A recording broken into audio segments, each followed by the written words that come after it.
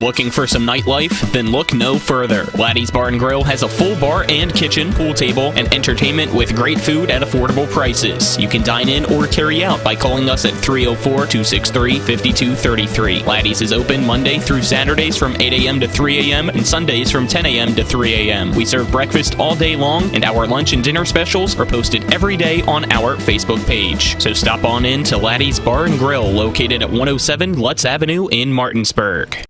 Not sure where to go or who to trust with your flooring project? And start with Trips Flooring, proudly serving the area for more than 25 years, specializing in floor sanding and refinishing, along with installation of new flooring, including hardwood, tile, vinyl, laminate, carpet, and the hottest trend in flooring, luxury vinyl tile and luxury vinyl plank. Are you on a budget? Check out their warehouse, cash and carry, or call 304-229-7009, or visit them online at tripsfloorsanding.com. With 4 new car dealerships and 4 used car dealerships in 3 states, Parsons is the largest used car and fastest growing new car dealer in the tri-state area. Take Parsons Ford with huge savings on hundreds of new Fords, financing from 0%, Parsons' goal of financing for all, and Parsons' famous above-market trade-in allowances that help make Parsons #1 for used cars too. See why so many won't buy anywhere but Parsons Ford in Martinsburg. We became #1 by making you #1 first. Parsons. Hi, Crescia Hornby here. Larry DeMarco, broker of Modern Realty Results, believes he has some of the best real estate agents in the Eastern Panhandle. Agents at Modern Realty Results have years of experience and knowledge of the local real estate market. Agents within the office work as a team to provide quality customer service. We strive to always ensure client satisfaction through handling every transaction with honesty and integrity, all while offering competitive rates. Modern Realty Results is veteran-owned and managed. Please call us at 262-4222, modernrealtyresults.com. The following is a special sports broadcast presentation of Talk Radio WRNR Martinsburg. Play ball! It's time for the fun and excitement of West Virginia high school baseball. Today's game is being brought to you by Parsons Ford of Martinsburg, the Skinner Law Firm, Laddie's, Trips Flooring, Jambo Construction and Fencing, the Mirius Group of Financial Advisors, Smallwood and Small Insurance, CMA Honda of Winchester, Bechtel Jewelers, Cody's Auto Body, Rock's Local Markets, CMA Toyota Chevrolet of Martinsburg, Orsini's Home Store, Farmers and Mechanics Insurance Companies, WVU Medicine Berkeley and Jefferson Medical Centers, the Mansion Ferretti Law Firm, and by Hagerstown Ford. And now for the pregame show. Let's go out to the field and join our Talk Radio WRNR broadcast team.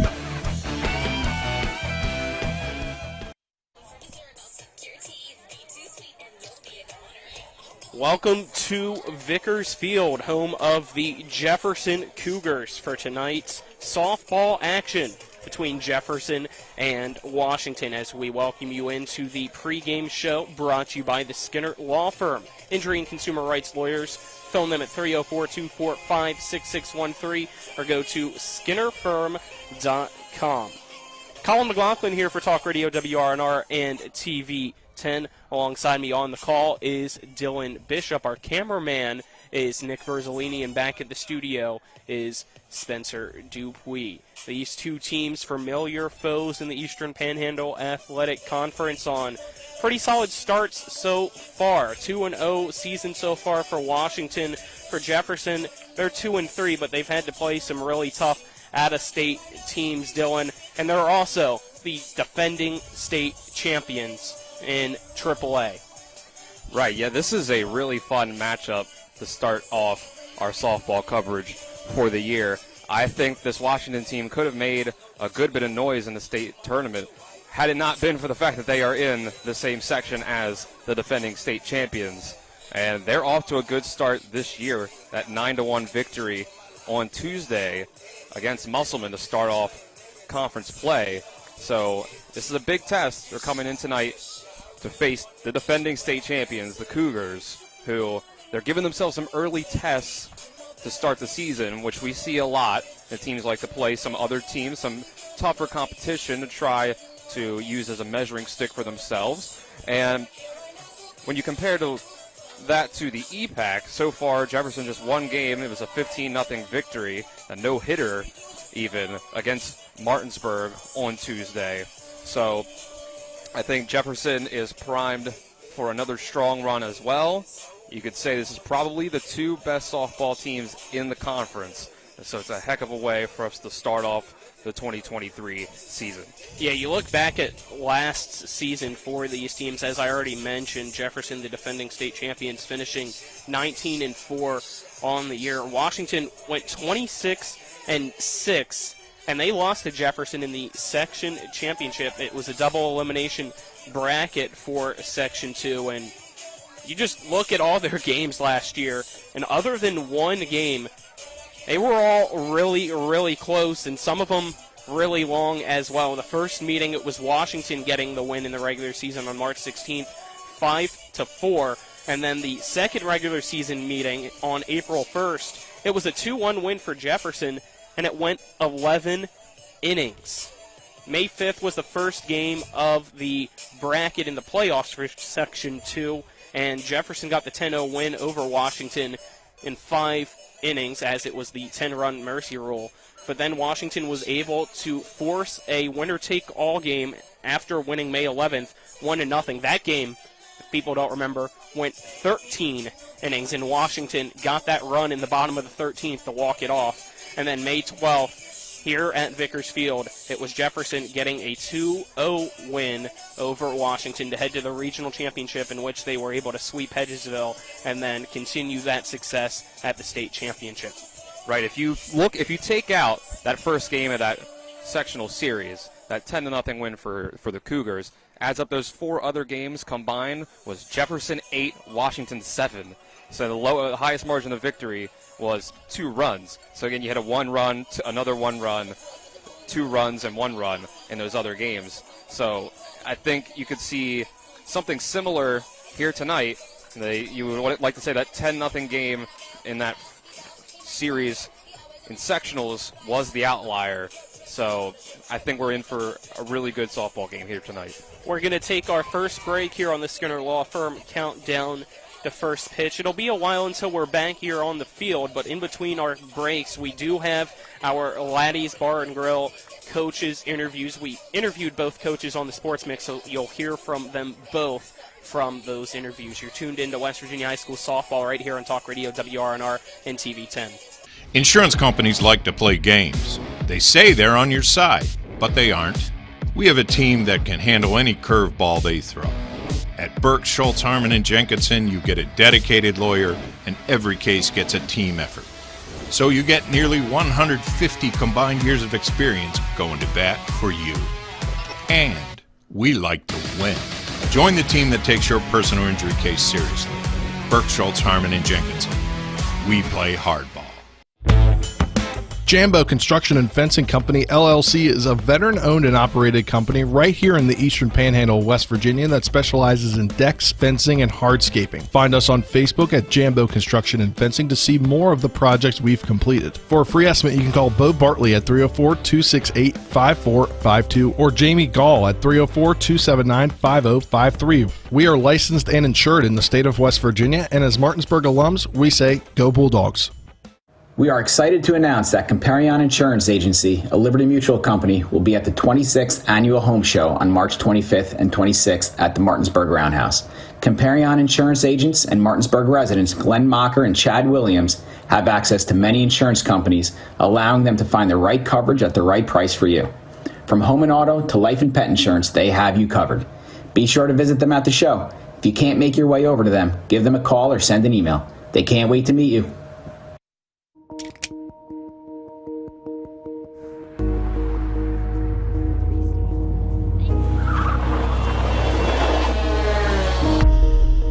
You've been in an accident.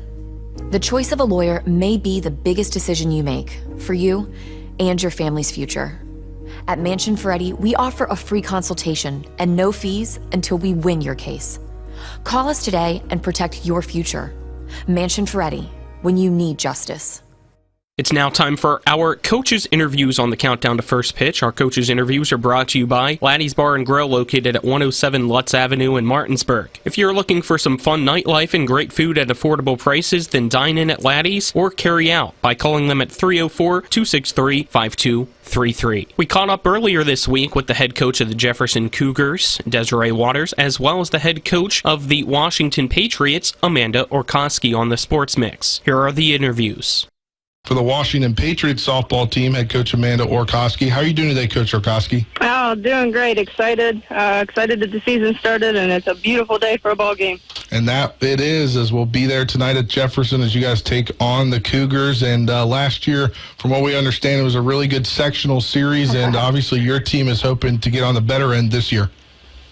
Yeah, we're excited. We always say every year is a new year, so we're excited to start the year and show who we are out there. So thank you for giving the opportunity of letting everybody else see as well. Hey Coach, this is Nick Verzolini. Your team last season, like we said, it was a good season, even though you came up a little bit short there in the sectionals. Who are you excited to see from this year, and who should people be looking out for in terms of who's going to make a big impact? I'm excited all the way. We're 15 strong. I know it's a lot of players. They're making it tough for us as a coaching staff, and we're having to plug and play because they're all working so hard. They're all hungry to get back to, as you said, they had the taste last year. We give props to Jefferson for bringing it back home to the county, but of course we'd like to do that as well. Coach Orkoski, with last year's season and now a great start to this year's season, what were some things during the offseason that you guys were trying to build off? I'm really just working on the small stuff and working on becoming a good, solid team, one team all together. Filling any holes that we had. We lost 2 great seniors last year, but the great news is we only lost 2 great seniors. So we've had a lot of great people step up. They worked really hard in the off season, both with us as a team and travel teams and on their own. So definitely excited to show off the hard work that they've done. You guys opened up conference play with a 9-1 victory over Musselman on Tuesday. Ruffner was in the circle for you. Is she kind of your ace in the circle this year? Yeah, we've got. She's a great pitcher for us. Obviously being a senior, she's got that great senior leadership. She's signed with Shepherd. We're not ready to let her go yet. So looking forward to a great last year with her. And then we've also got a great staff. We've got 4 pitchers total. So we are pretty deep with that. And we've got 2 pitching former college pitchers on our coaching staff. So it's really helping us get that depth at the pitching position. Coach, Jefferson tonight, we've talked about it being a big game for your team. Anytime a team ends your season, does that add a little extra chip on your shoulder heading into this one tonight? I try to keep them kind of level with, every game's a game, and that's how we try to play it. We don't try to hype anything up. We don't try to downplay anything. Really, we want to go out and enjoy the great game of softball that it is. Enjoy the opportunity to play with each other. We get to play. Like I said in the beginning, it's a beautiful day, and we're definitely excited to get out there. What are some goals for the season that you guys have set in place? Really just starting as a team, ending as a team, and keeping that high energy from the start to the end, not getting wavy. One thing that really took us out is we put ourselves in a hole last year. That first game with Jefferson here, it made it tough to come back. Obviously we saw those 2 games that were tough. We gave it a run. But really just not putting ourselves in a hole, starting up top, making sure we don't drop in the middle, and then finishing strong. Those goals sound pretty similar to what would be keys for success for tonight's game. Is there anything else that you want to add to that potentially for tonight's game? No, we're just excited. We got to, like I said, not hype it up, not downplay it, and just play our game like we know how to. We're excited to see how they do, how we do, and like I said, hopefully put on a good show for everybody. Head coach for the Jefferson Cougars softball team, head coach Desiree Waters. How are you doing today, Coach Waters? Hi, I'm good.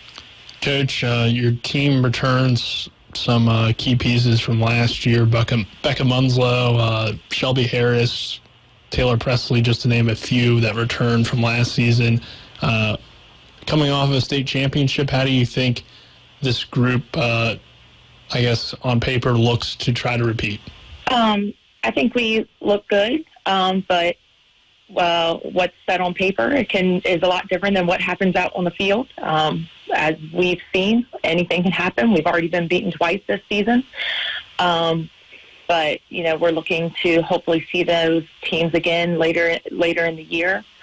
But the girls have it in mind that, that they can do this, and that, it's theirs to still go out and achieve.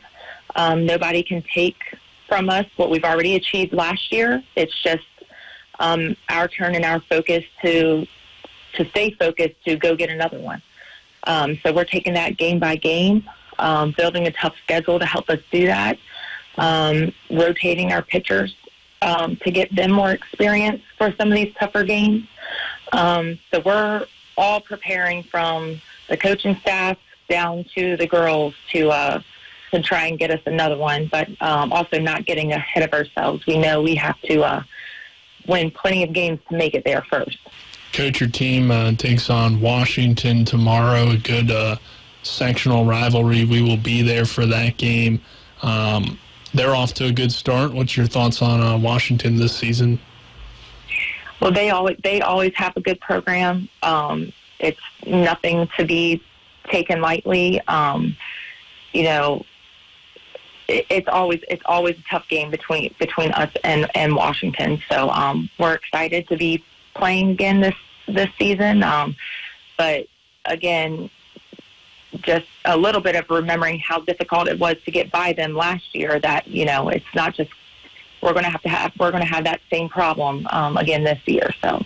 Those were your coaches' interviews, again brought to you by Laddie's Bar and Grill. We'll take another 2-minute break and then be back for more of our pregame show. You're tuned into West Virginia High School softball on Talk Radio WRNR and TV 10. I pre-planned my funeral to make it easier on my family. They were relieved to know I'll get just what I want. My family actually thanked me for taking matters into my own hands. Turns out having this awkward conversation wasn't awkward at all. Pre-planning is my choice. There are certain things about me my family may not know. Now they won't need to guess. The choices are yours. The peace of mind is theirs. Pre-plan your funeral with Brown Funeral Homes and everything will be taken care of. Find out more online at brownfuneralhomeswv.com. Brown Funeral Homes, here for you.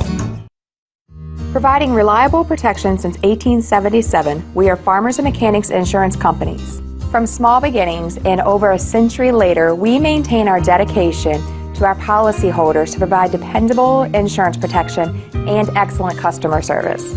Protecting everything from your home to your business has never been easier. Our team is here to ensure that you, your family, and your assets are taken care of. We enjoy giving back and doing our part to keep Martinsburg a great place to be. The Honda HR-V, CR-V, Pilot, Passport, and Ridgeline. They all have one thing in common. They never back off from a challenge. Available with all-wheel drive, the Honda SUV lineup has the performance you can count on and the capability to amaze.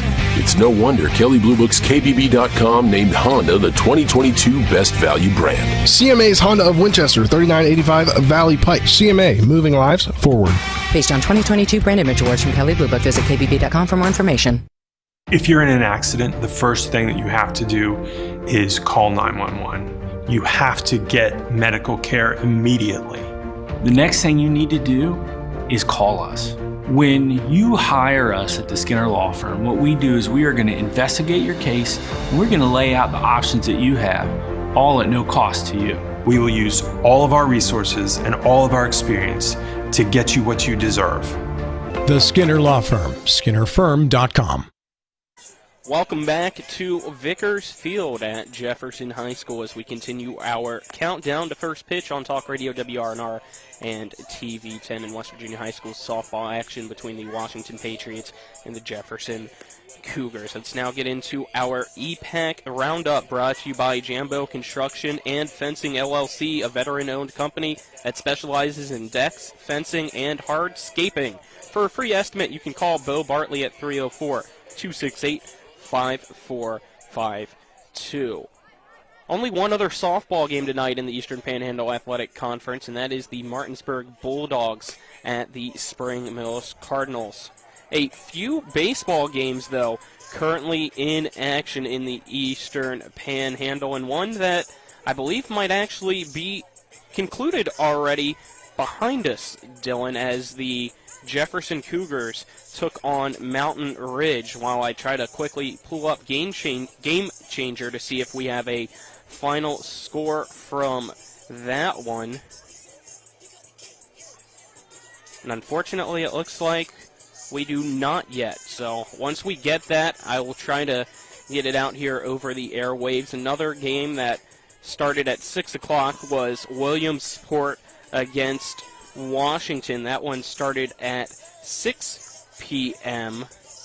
And then one starting at 7 p.m. in high school baseball. It's the Spring Mills Cardinals against the Martinsburg Bulldogs. That game was originally scheduled for yesterday, but with the weather coming in as expected, that is why it got changed to today, so that they were able to play the game, since it looks like it's going to rain tomorrow. Speaking of weather, let's get into tonight's weather, brought to you by CMA's Toyota of Martinsburg on Foxcroft Avenue, home of the Lifetime Limited Powertrain Warranty, with every new vehicle that we sell at no additional cost to you. Dylan, what is the weather here in Shenandoah Junction? Well, we've got a nice, mostly cloudy, 69-degree evening right now. Cloudy conditions will continue for the rest of the day. Wind gusts up to 14 miles per hour. You look up in the sky for most of the day, including right now. You would have expected some rain, but it looks like it's starting to clear up. The sun is starting to come out, and it's going to be a great night for baseball. No rain until tomorrow.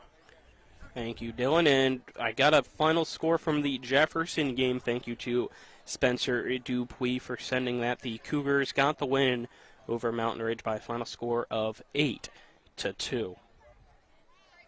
As we get ready for first pitch, let's now get into tonight's starting lineups, brought to you by Trips Flooring. Not sure where to go, who to trust with your flooring needs? Call Trips Flooring at 304-229-7009 or online at tripsfloorsanding.com. And let's start with the visiting Washington Patriots.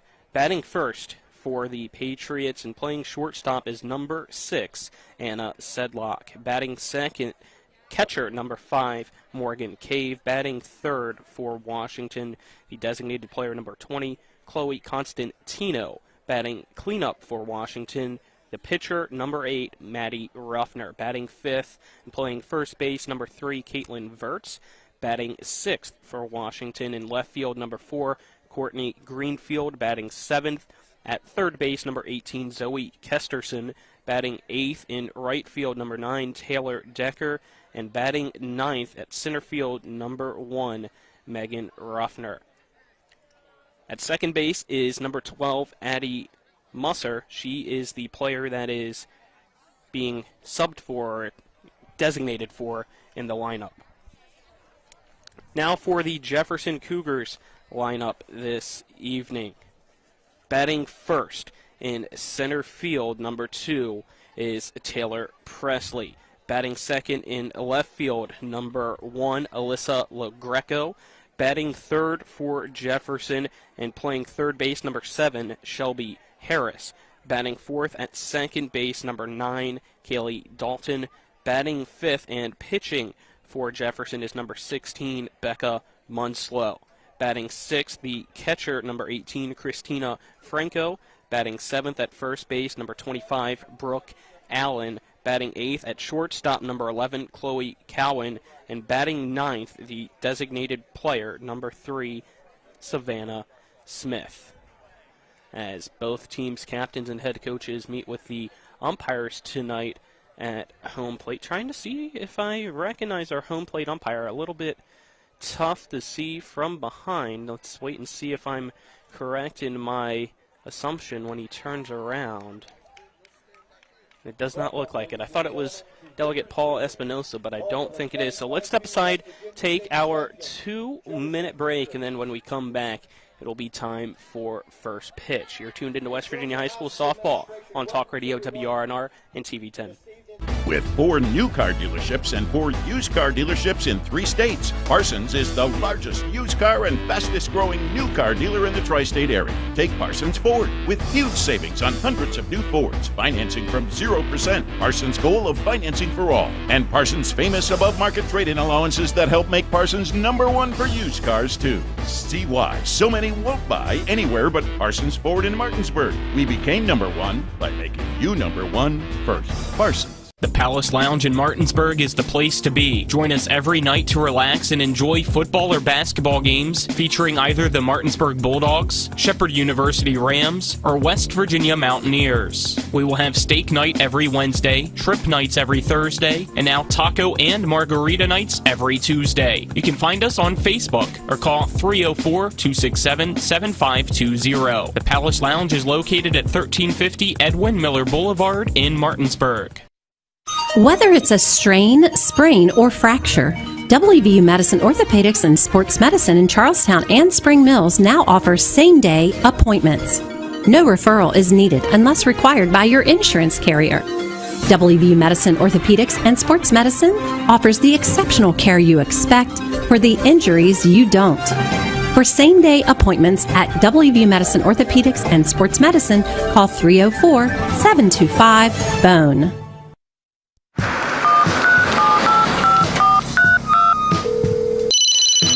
Hello? We're here again 3 times in the past 2 days. You're where? Bechtel Jewelers. Look. Can Mom hear you? No, she's in a diamond coma. Get her the pendant, or I will. Hey, that's my credit card. What? Can't hear you, Dad. You're breaking up. It's gonna take more than a crying baby to wake her out of this diamond coma. You're gonna need a mega dose of jewelry from Bechtel Jewelers.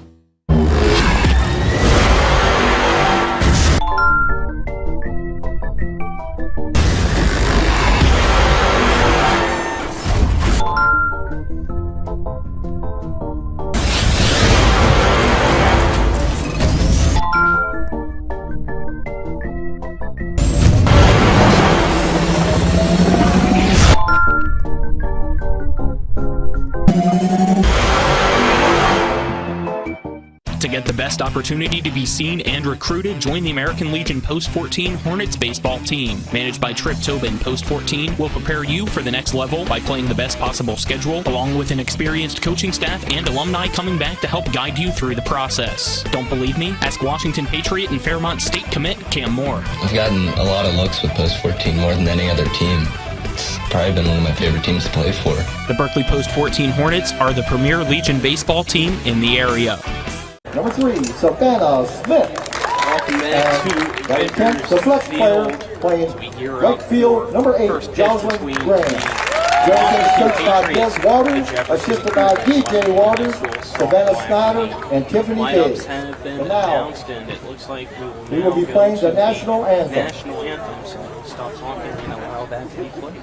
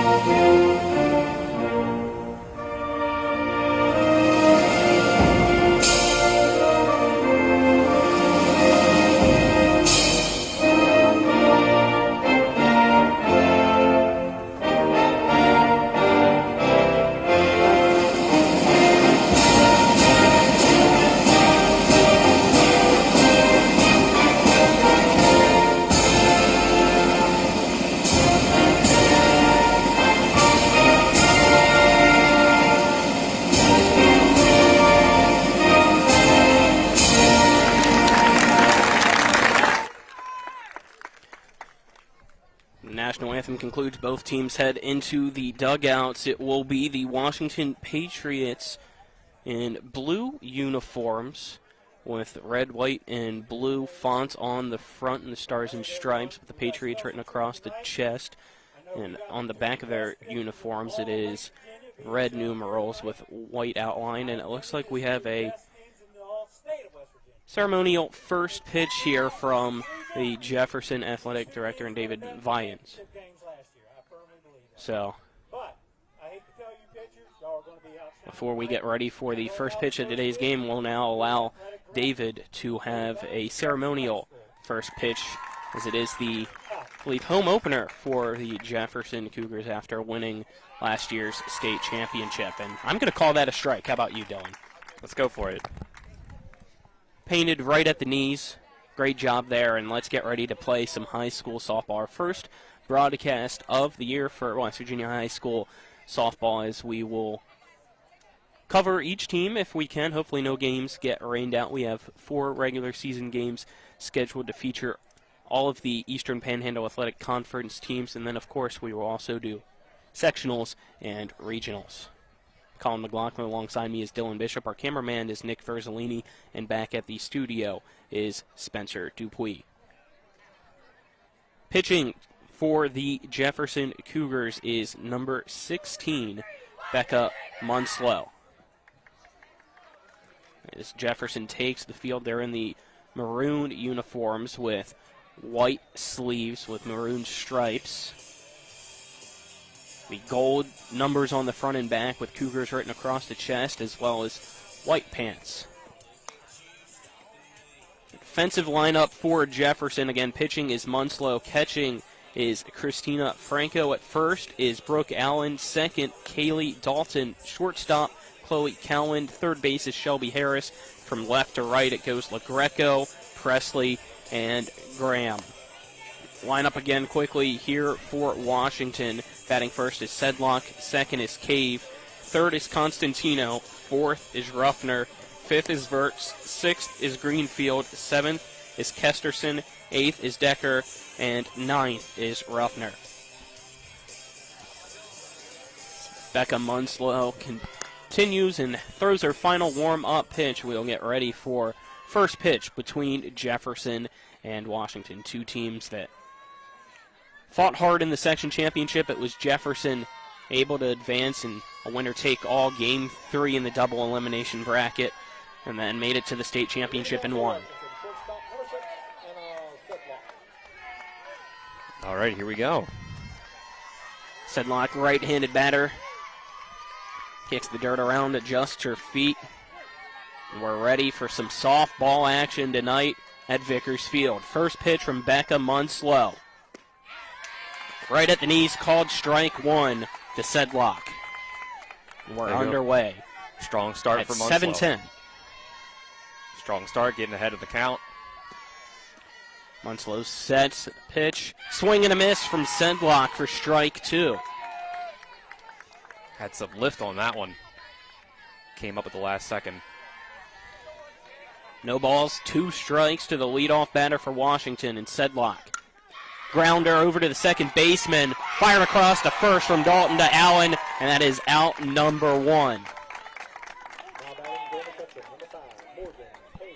And that'll bring up Cave for Washington, hitting .500 on the year. The only Patriot to have a homer this season as well.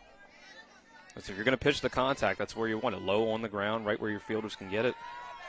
It's good pitching so far already. Munslow, 1 out already. Fouled off by Cave into the netting for strike 1. That really is shaking up our fence cam that we have. No balls, 1 strike, 1 out in the top of the first. Pitch from Becca Munslow into Cave. Low taken for ball 1. Makes the count now 1-1 to Cave. This is the first time getting behind in the count for Munslow.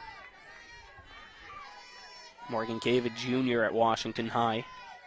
The 1-1 pitch, low and inside as Cave had to step back to avoid getting nicked in the shin. Makes it a 2-1 count.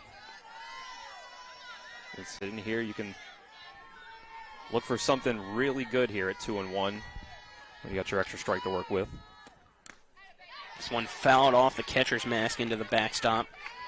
Count now even at 2-2 to Morgan Cave. Yeah, she wanted that one. Until just couldn't quite get the solid contact on it. Cave steps back into the right-handed batter's box. Munslow on the rubber. 2-2 pitch. Fastball, swing and a miss. Down goes Cave for out number 2 in the top of the first.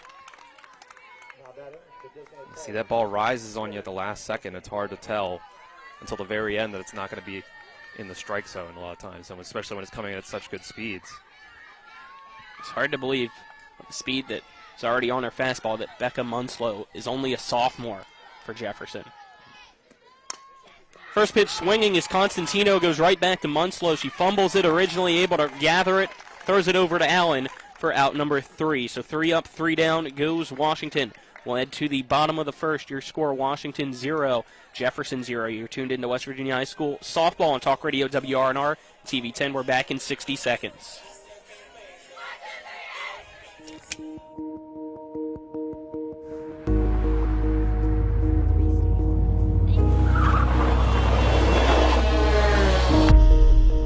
You've been in an accident. The choice of a lawyer may be the biggest decision you make for you and your family's future. At Mansion Ferretti, we offer a free consultation and no fees until we win your case.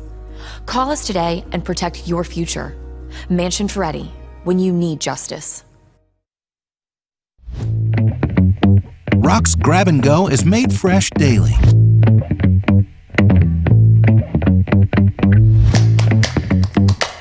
Grab and Go, now available at Rock's local market.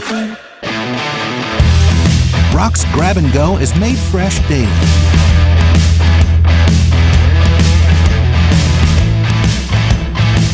Grab and Go, now available at Rock's local market.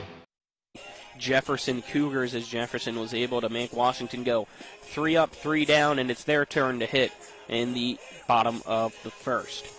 Starting pitcher for Washington this evening is number 8, Maddie Ruffner. Defensively, Washington is lined up like this. Behind the plate, catching is Morgan Cave. At first base is Caitlin Verts. Second base is Addison Musser. At shortstop, it's Anna Sedlock. Third baseman is Zoe Kesterson. From left to right in the outfield, it goes Courtney Greenfield, Megan Ruffner, and Taylor Decker. Leading off for the Jefferson Cougars is the center fielder, number 2, Taylor Presley. As the warm-up pitches have concluded for Washington, the infield meets in the circle, gives everybody high fives to get pumped up for the Jefferson County rivalry as it's their turn to try to have a quick inning, as Jefferson did, Dylan. Yeah, and Maddie Ruffner was the ace last year for Washington, a 1.12 ERA last season. And so far, so good this year. Yeah, so far, 1.40 ERA this year through 5 innings pitched. Only allowed 1 hit, 1 earned run, 10 strikeouts to her name already, too, as the first pitch to Presley called strike 1 in the bottom of the first. 10 strikeouts in 5 innings. You can't ask for much better than that, 2 strikeouts per inning. If she gets the job done, only had 3 walks as well. 0-1 pitch, swing and a miss on a high fastball to Presley, makes the count now 0-2 to the senior. You can already tell it's going to be hard to get solid contact on the ball tonight with these pitchers. Both of them lights out. It's Maddie Ruffner trying to get her 11th strikeout. This one, though, in the dirt for ball 1. Makes the count now 1-2 to Presley. You know, you get the count to 0-2. You can afford to throw something like that. Get a little risky. It's going to be tough to make a experienced player like the senior and Presley chase that one. 1-2 pitch, though. Popped up over the press box and out of play. Keeps the count at 1-2 as sounds like that one broke a windshield. Don't worry, Spencer. It's not ours that I know of. Park at your own risk, they say. That is very true. We resume action. 1 ball, 2 strikes to Presley. Pitch from Maddie Ruffner. Again pops up. And this one not hitting a car, fortunately. Everybody takes a sigh of relief. Keeps the count at 1 ball and 2 strikes. Yeah, it's not a great omen for a foul ball to hit a car in the first inning. But hopefully we got the one out of the way early. Earlier this week at the Martinsburg baseball game, we had one hit a light and break the glass. 1-2 pitch from Ruffner. Again popped up and out of play. Behind the stands, keeps the count at 1-2 as Taylor Presley continues this battle with Maddie Ruffner. Right, tough at bat here. Ruffner's trying her best to find something close to the zone. But Presley's been able to battle. Looks like one person's already smartly moving their car out of foul territory. Maddie Ruffner steps on the rubber. The 1-2 pitch to Jefferson's Presley. It's a grounder. To the left side, scooped up by Sedlock. It's short. Fires it across the first base to Verts for out number 1. Well, it's just like the top half of the first. The only balls that got into play were some light contact right on the ground to the infielders. That'll bring up the left fielder, number 1, Alyssa LaGreco, also a senior. Left-handed batter steps into the box for the Cougars. Maddie Ruffner's first pitch, right down the middle, and strike 1 to LaGreco. Sometimes you're just feeling a pitcher out on that first pitch, especially in your first at-bat. The 0-1 pitch. An off-speeder that misses low, evens the count up at 1-1. We're here in the bottom of the first inning between Washington and Jefferson, still scoreless. 1 out, nobody on base for Jefferson. Infield corners in for Washington. The pitch just inside, makes the count now 2 balls and 1 strike to Alyssa LaGreco. Just inside is the right way to put it. That was a close one. That could have gone either way. It's time for the first time this evening. A hitter is ahead in the count. 2-1 pitch. Right at the knees, evens up the count at 2-2. There you go. Ruffner got herself back to even. She's got a ball to work with. Trying to get her first strikeout of the evening. The pitch from Ruffner. Check swing. She went around. The ball goes into the net in the backstop. Throw across the first. Hits the back of LaGreco, so she'll be safe. Seems to be okay as well, as her and Verts kind of collided there on the base path. Get a timeout called to make sure everybody's okay, and looks like both Verts as well as LaGreco are okay. So on the drop, third strike. That sends LaGreco to first and brings up Shelby Harris. There you go, one way or another. Our first runner on base in this one. We'll see if the Cougars can do anything with it.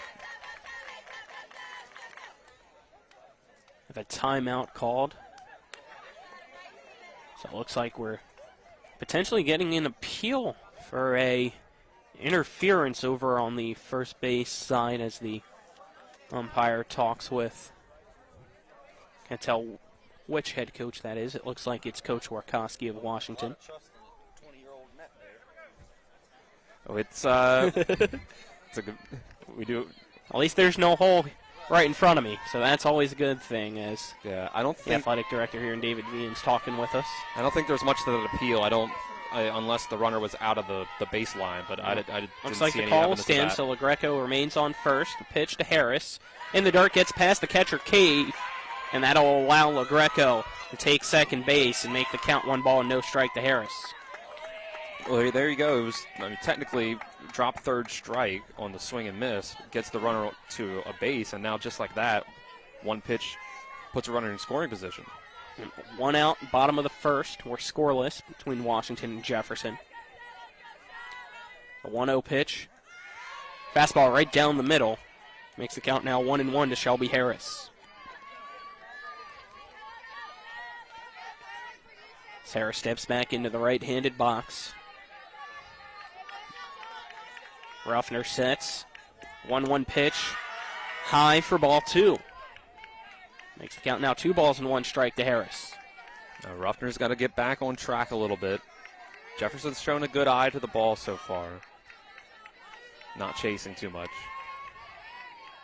2-1 pitch from Ruffner. Just breaks outside at the last second. The count now 3 balls and 1 strike to Harris. Another close one. Not getting a super wide strike zone as it is right now. 3 balls, 1 strike, 1 out, runner on second for Jefferson. The pitch from Ruffner, low for ball 4, and that'll send Harris to first. To have runners on first and second now for Jefferson with a cleanup batter, and the junior Kaylee Dalton stepping up to the plate. This is what you want, right? Your cleanup hitter coming up with multiple runners on base. Only one out.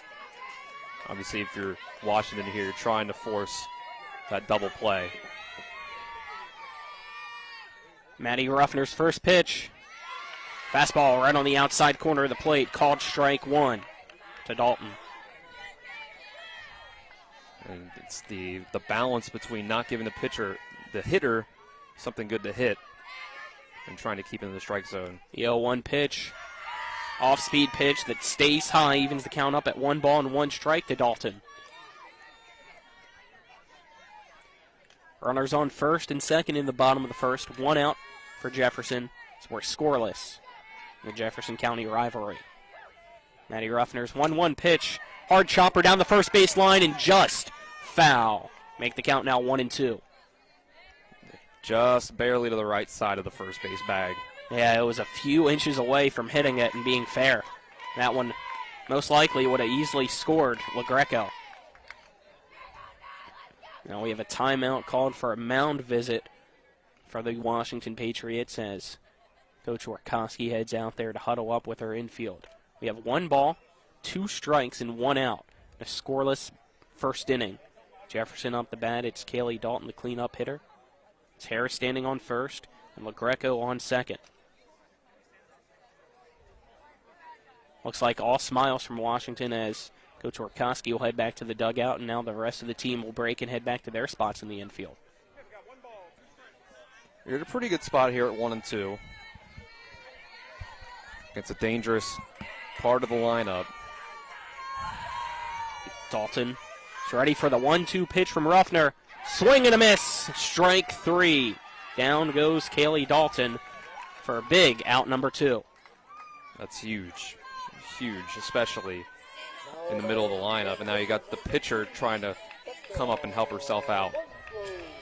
And Becca Munslow, 5th batter in the lineup, steps up to the plate for the Jefferson Cougars. 2 outs, runners on first and second. Pitch from Ruffner. High off the glove of Cave, but she's able to keep that one right in front of her. That one called ball 1. Munslow steps back into the right-handed box. 1 ball, no strike to her from Maddie Ruffner. She sends a 1-0 pitch. Low and away for ball 2. Pitching very cautiously against Munslow. Got to be careful as she leads the team in batting average with a .462 on the season. Right, anything out into the outfield, down for a hit, can drive in a run. 2-0 pitch, popped up to the right side over the first base dugout and at a play. Makes the count now 2 balls and 1 strike to Becca Munslow.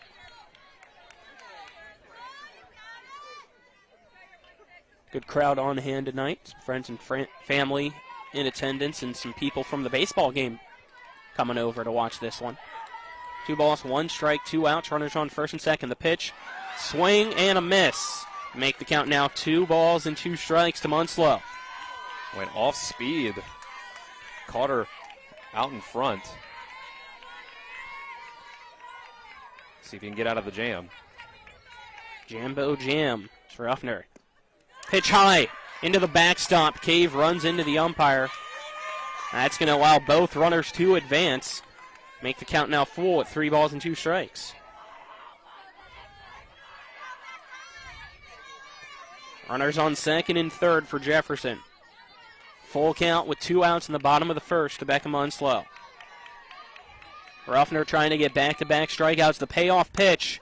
Grounder foul down the first baseline, and we'll redo it after the ball gets retrieved, as that one went all the way to the outfield fence in the corner. So now you got first base open.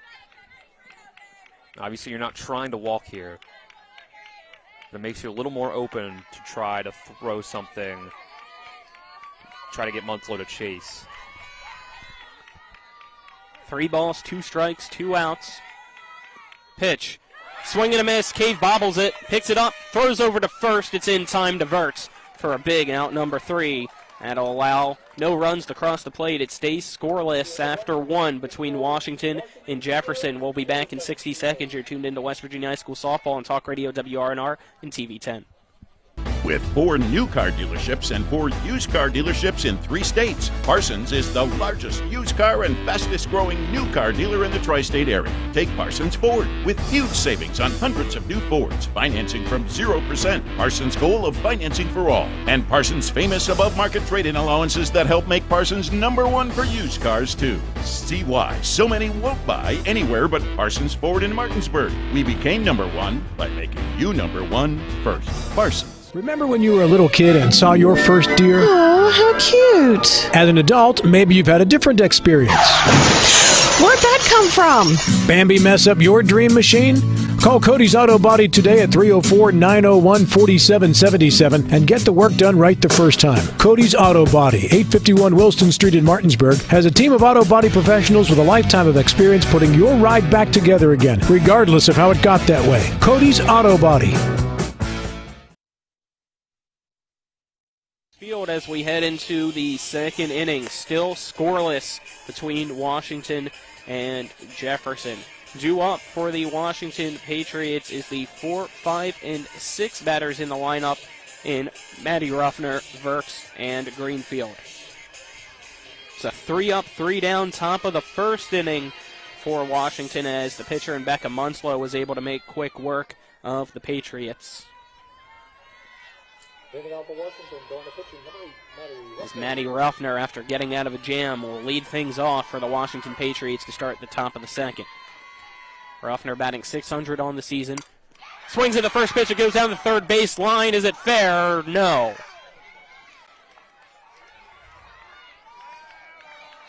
Beautiful sound off the bat. That one looked like it was going to float and stay fair, but just went foul. It makes the count no balls and 1 strike. That's the best piece of contact we've had on the ball, really, this whole game. Of course, it's the pitcher versus pitcher again, giving us a great at-bat. No balls, 1 strike to Ruffner. Pitch, fastball outside, evens the count up at 1 ball and 1 strike.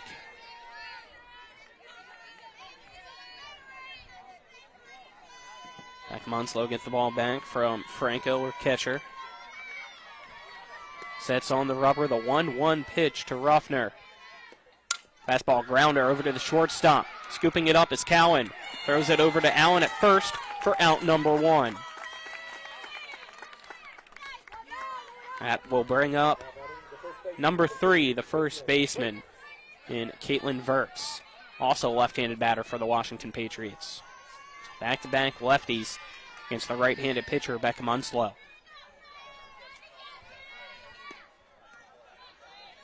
First pitch to Verts. A blooper over the head of the shortstop, and it's dropping in left center field for a 1-out single. And that'll bring up the 6th batter in the lineup for Washington, the left fielder, number 4, Courtney Greenfield. Well, it's bound to happen eventually, right? Not every game can be a no-hitter. And finally, a runner on base. See what Washington can do with it. See Jefferson stranded 2 in the last half inning. First pitch fouled off to the right side. Out of play for strike 1 to Greenfield.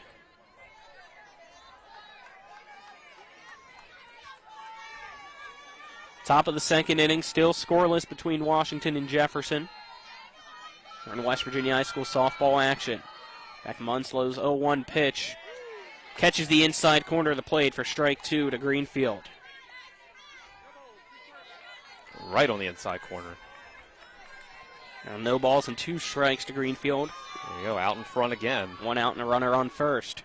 Fastball just above the shoulders of Greenfield and caught a ball. Makes the count now 1-2. Powerful pitching so far from Munslow. Really using that speed to her advantage. It's hard to hit. A 1-2 pitch. Again, upstairs. Evens the count up at 2-2. You get the 2 strikes early. You can expand out your zone a little bit. Greenfield's been able to battle back in this at-bat. Yeah, it's been a good eye. Steps back into the right-handed box. The 2-2 pitch. Right at the knees, called strike 3. Throw over to first base. Sliding in safely is Verts, but we have 2 outs after the strikeout. Yeah, it's it's tough after 2 straight balls. You hope that the pitcher's just going to keep trying to paint just outside the corners, try to get you to chase. But good job keeping it inside. Up to bat now for Washington, number 18, Zoe Kesterson. First pitch from Munslow. Almost hits the back knee of Kesterson inside for ball 1. And Kesterson's up close to the plate. Not afraid to dig in there. It's the power pitcher with that back leg. Open stance for her, too, trying to pull that one into left. Now has a regular stance in that one. Chopped right back. Almost went in between the legs of Munslow. She's able to scoop it up, throw it to first. And that'll end the top of the second. Still scoreless between Washington and Jefferson here at Vickers Field. We'll take a 1-minute break, then be back for the bottom of the second. You're tuned into West Virginia High School Softball on Talk Radio WRNR and TV 10. This is Eric at Hagerstown Ford. Over the last decade, the way we buy things have evolved. Now, you get on your phone, click Want It, and it shows up at your front door. At Hagerstown Ford, it is that convenient. We've changed the car buying experience on the I-81 corridor forever. And with a return policy better than Walmart, there's absolutely no reason to buy a new or used car, truck, or SUV anywhere else. Just like Amazon, Hagerstown Ford will deliver the vehicle to you, where you are, and on your time. And if you don't want it, return it. No questions asked. Why waste your time at a car dealership playing the dumb back-and-forth games? Besides, we hate it more than you do. I assure you, no dealership from Winchester, Virginia to Washington, D.C. will beat our price. No dealership from Chambersburg, Pennsylvania to Baltimore, Maryland will beat our price. And no other dealership will allow you to return it if you don't want it. Hagerstown Ford absolutely provides the best experience at the best price. Visit HagerstownFord.com to schedule your VIP experience. Click on the vehicle you want and get your new ride delivered to you at no risk. See dealer for details.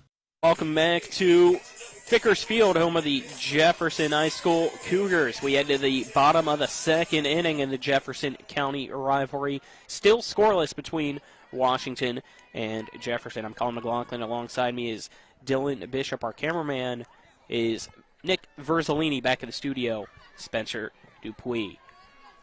Due up for the Jefferson Cougars, the 6, 7, 8 batters, Franco, Allen, and Cowan.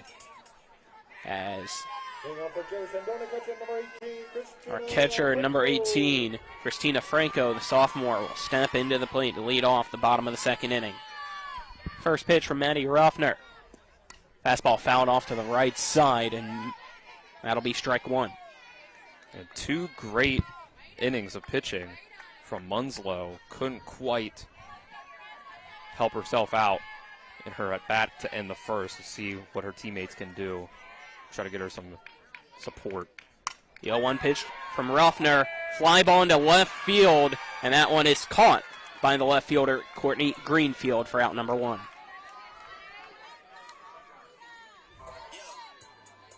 Ruffner pitching to contact so far. Worked out for the most part. Again, they got runners to second and third last time, but it was really that drop third strike and then a couple wild pitches. That'll bring up Brooke Allen, the sophomore.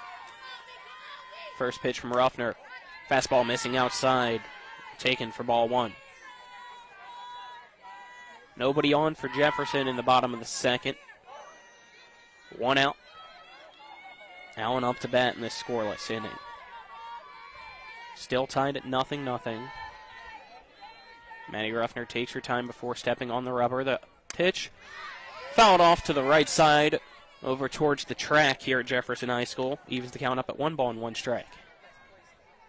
Very eventful day here as well, Jefferson High School. Got a softball game currently in action, had a baseball game earlier at 4 p.m., and it looked like we also had a track meet that I think still might be going on over on the track.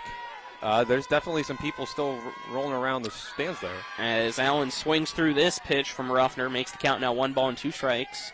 I believe I also saw either a middle school or JV game across from the softball field. So we have a timeout now called as the 2 umpires will meet with one another.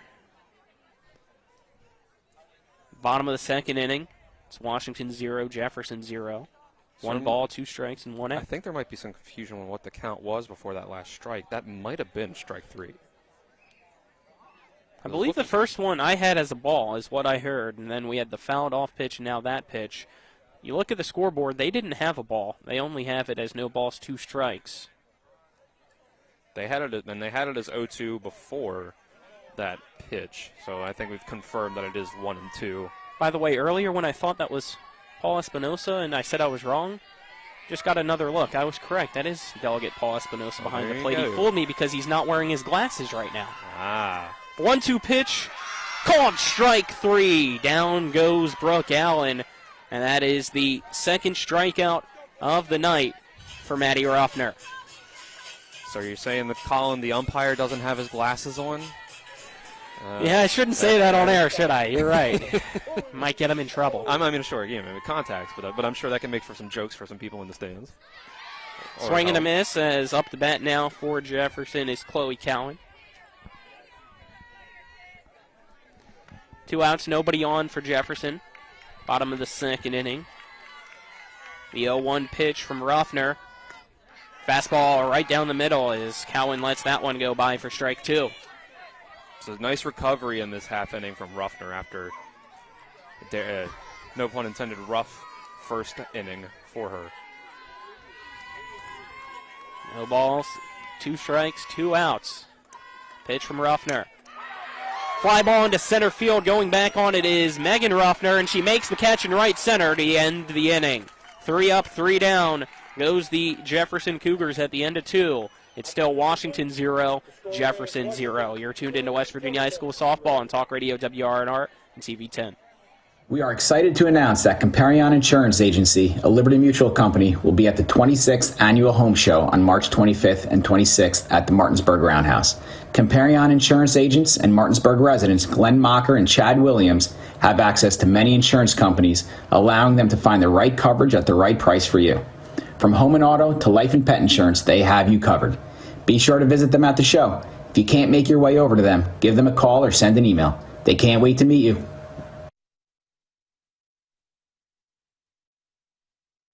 Looking to get your special someone the perfect gift? How about a dream vacation exploring destinations abroad? Or maybe visit Alaska? What about Rio, Budapest, or Taiwan? Maybe your dream vacation is on the seas, cruising to multiple destinations. Well, start here with the travel agency of Dream Vacations in George Wisdom. Visit vacationsmiles.com. Vacation smiles last a lifetime, so allow George Wisdom to provide you the vacation experience you've always desired and deserve. Third between Washington and Jefferson. Still scoreless in the Jefferson County rivalry. Due up for the Patriots, the 8-9-1 batters in Decker, Megan Ruffner, and Sedlock. As Taylor Decker steps up to the plate, and the left-handed batter is ready to start off the top of the third inning against Becca Munslow. First pitch from Munslow, fastball. Right down the middle for strike 1. It's the only one hit through 2 innings for the Patriots.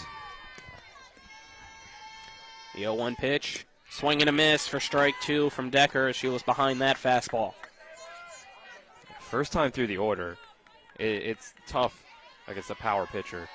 You're not used to the speed. It's hard to adjust right away while you're up at the plate. The 0-2 pitch. Fastball called strike 3. 3 pitches, gets the punch out for Munslow. Her third of the night. She's been making quick work so far. 7 batters through, it has just felt like, or excuse me, that's 8 batters through. It just felt like a breeze. Bring up Megan Ruffner. First pitch.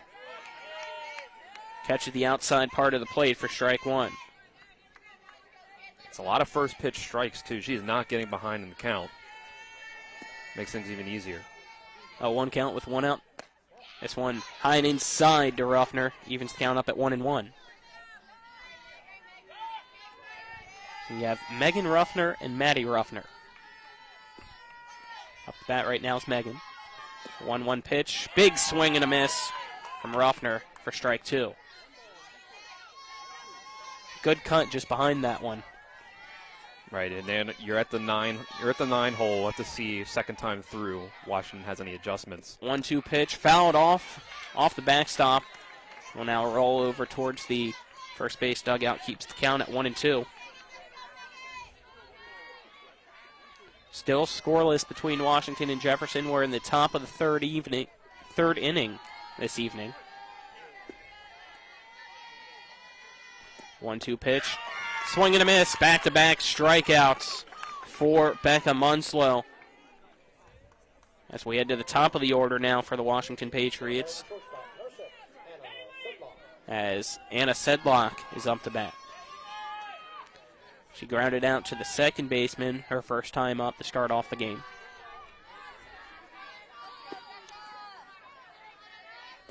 This one a fastball. Catches the outside part of the plate for strike one to Sedlock. And you see second time through the order now. Second time up for Sedlock. See if having that first at-bat jitters out of the way can do anything for you. You can smartly see as this one squaring up the bunt and it's fouled off by Sedlock. The point that I was trying to make was at first pitch, Munslow caught the outside part of the plate. It might have been the reason why she went outside, because if you look at Sedlock, I don't know if she'll do it here for this one. She's a little bit choked up on that bat. Not giving herself 0-2 pitch. Yeah. Misses high. You're right. Count 1-2. You're right, Colin. Not able to get the full extension of the bat when you're choked up on it. That's the thing that you give up.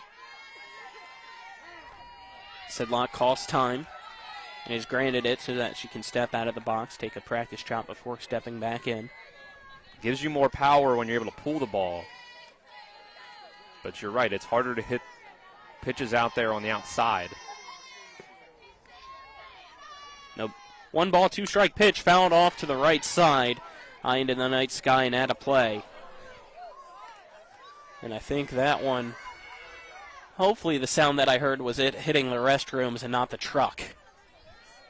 As we already had, I think, one windshield potentially cracked in the first inning. 1-2 strikes, 2 outs. Top of the third, nobody on. This pitch from Munslow. High.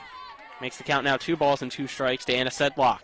That's a good eye there. Munslow's been able to get a lot of the Patriots lineup on that high rising fastball. 2-2 pitch rolls into the dirt. The count now full at 3-2. This is exactly what you want out of your leadoff hitter. Get on base any way you can. If it's got to be a walk, it's got to be a walk. It's first base nonetheless. Becca Munslow sets on the rubber. The payoff pitch to Sedlock.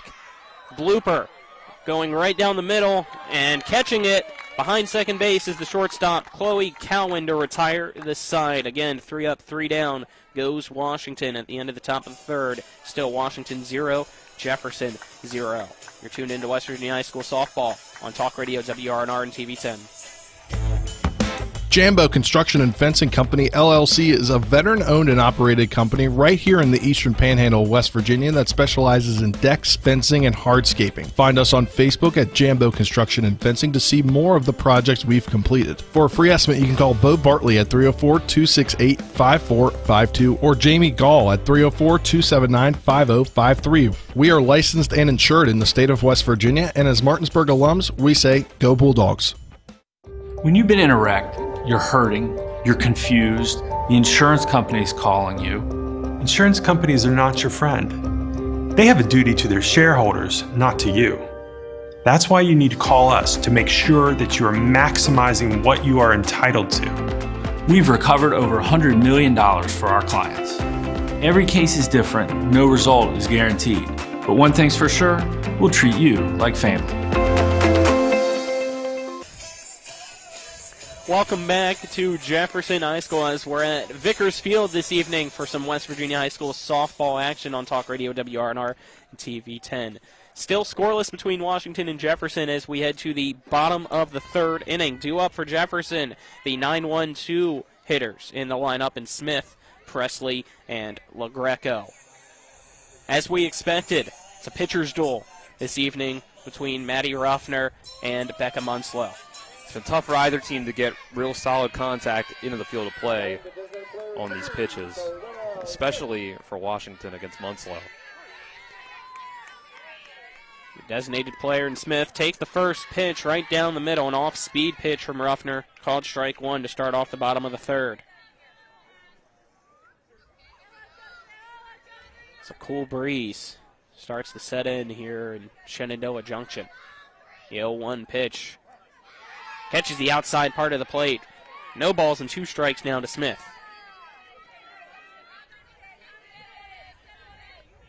Savannah Smith, a freshman in this lineup for Jefferson. No balls, 2 strikes against Smith. A pitch. This one high, and Dylan, you don't have to duck. There's a net there. Listen, even when there's a net there, it doesn't keep you from not thinking. It's a big yellow ball coming right at your face, Colin, you know? That is true. You'll learn one day. Got to be unfazed here. 1 ball, 2 strikes. This one up and in, and we check down to see if she went around. She did not. Makes the count now 2-2 for Smith. He was able to keep that bat just slightly back. No outs. 2-2 pitch, off speed, catches the inside corner, called strike 3. Down goes Smith for out number 1.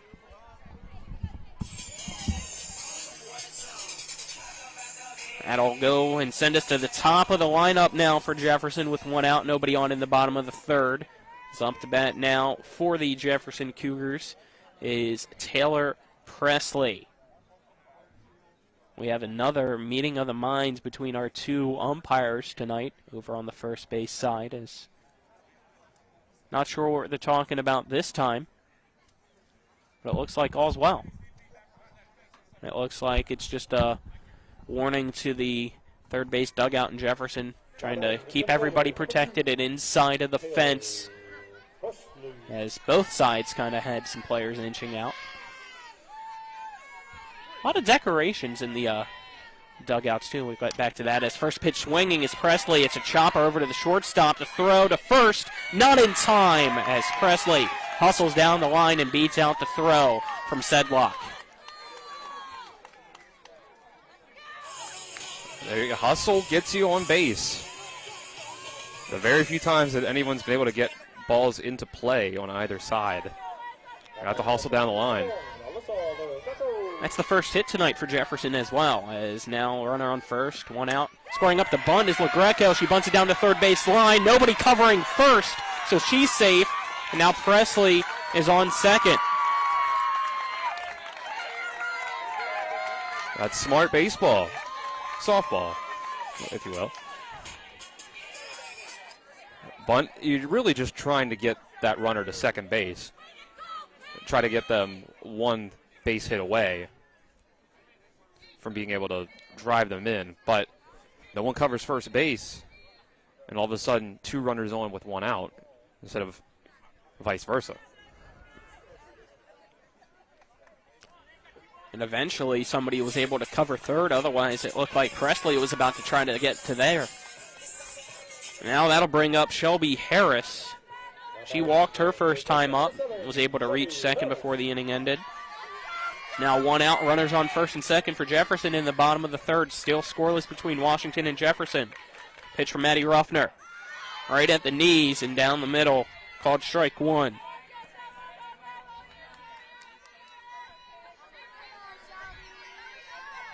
No balls, 1 strike now to Harris. Ruffner sets. This pitch, a big swing and a miss. No balls and 2 strikes now to Harris. That one went right down the letters, and Harris was just behind it. It's a good recovery so far in this at-bat by Ruffner with 2 runners on. The 0-2 pitch, fouled off and caught by the catcher, Morgan Cave, for out number 2. That's a big strikeout. It's exactly what you needed. You know, with 1 out, 2 runners on, you really need to try to get that strikeout. Yep, that's the 4th one of the night for Maddie Ruffner. That'll bring up Kaylee Dalton, a clean-up batter, as we have a timeout called, and looks like something with our runner on second base, and Taylor Presley, as she will now run over to third base coach for Jefferson.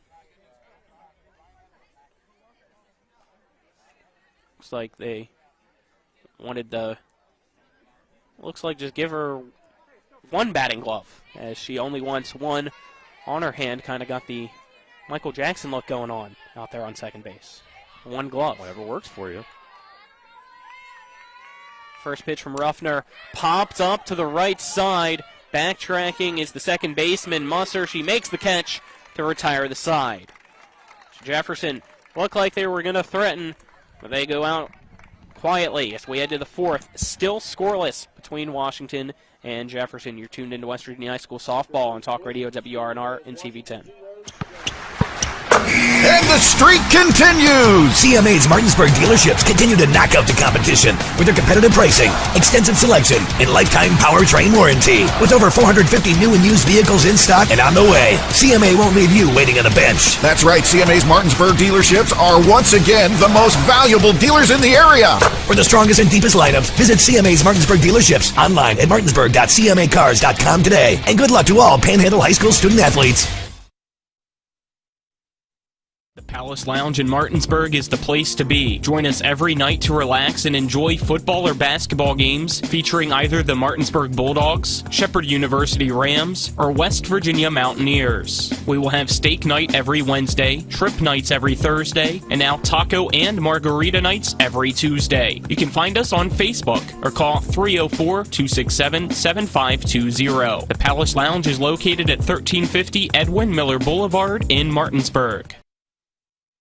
Of the Jefferson Cougars as we try to adjust the camera. I'll swap it off that one so you don't have to watch our poor attempts of fixing our fence camera here behind home plate as we head to the top of the fourth inning now between Washington and Jefferson. Still scoreless. Due up for Washington is the 2-3-4 batters in Cave, Constantino, and Ruffner.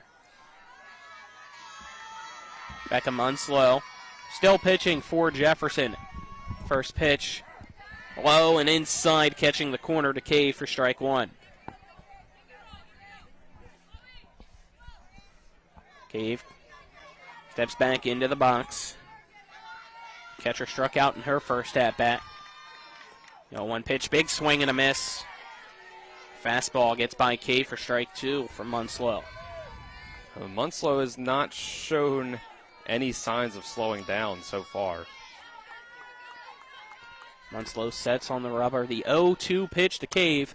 Popped up over and high to the first base side. Making the catch is the first baseman, Brooke Allen, for out number one as she calls off the second baseman and right fielder from that one. Now one down, nobody on, and that'll bring up the third batter in the lineup, the second one in the top of the fourth. Number 20 for Washington, Chloe Constantino.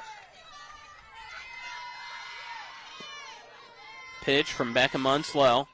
Fastball rounded over into the first base dugout after it ricochets off the brick to the backstop. No balls and one strike.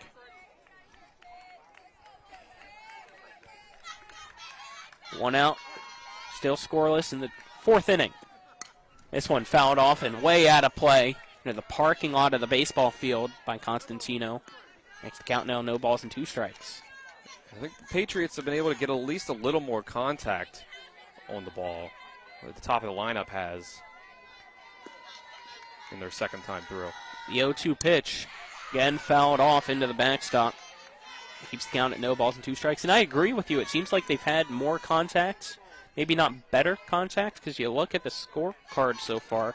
Only one hit for Washington and two for Jefferson, even though one was a bunt. Yeah. The 0-2 pitch, this one fouled hard over to the first base side. Keeps the count at no balls and two strikes as Constantino stays alive. That's all you can ask for at this point. Try to stay alive. Find yourself a pitch you can do something with. The 0-2 pitch from Munslow. Change up over to third base side. Diving for it, making the catch is Shelby Harris for out number two. What a catch in foul territory by Shelby Harris to get that one.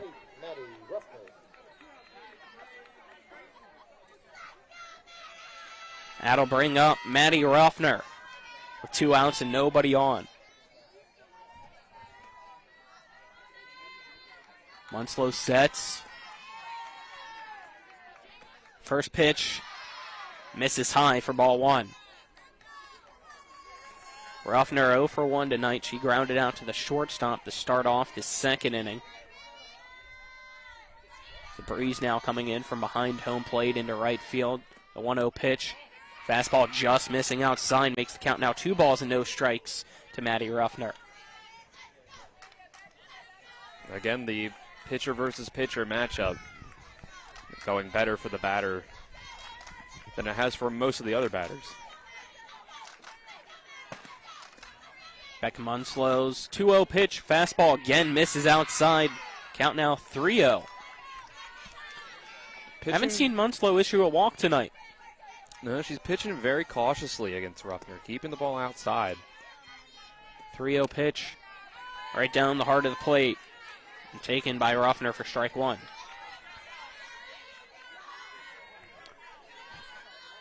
Three balls, 1 strike. Nobody on. Top of the fourth with 2 out. Pitch fouled off to the third base dugout. Makes the count now 3-2.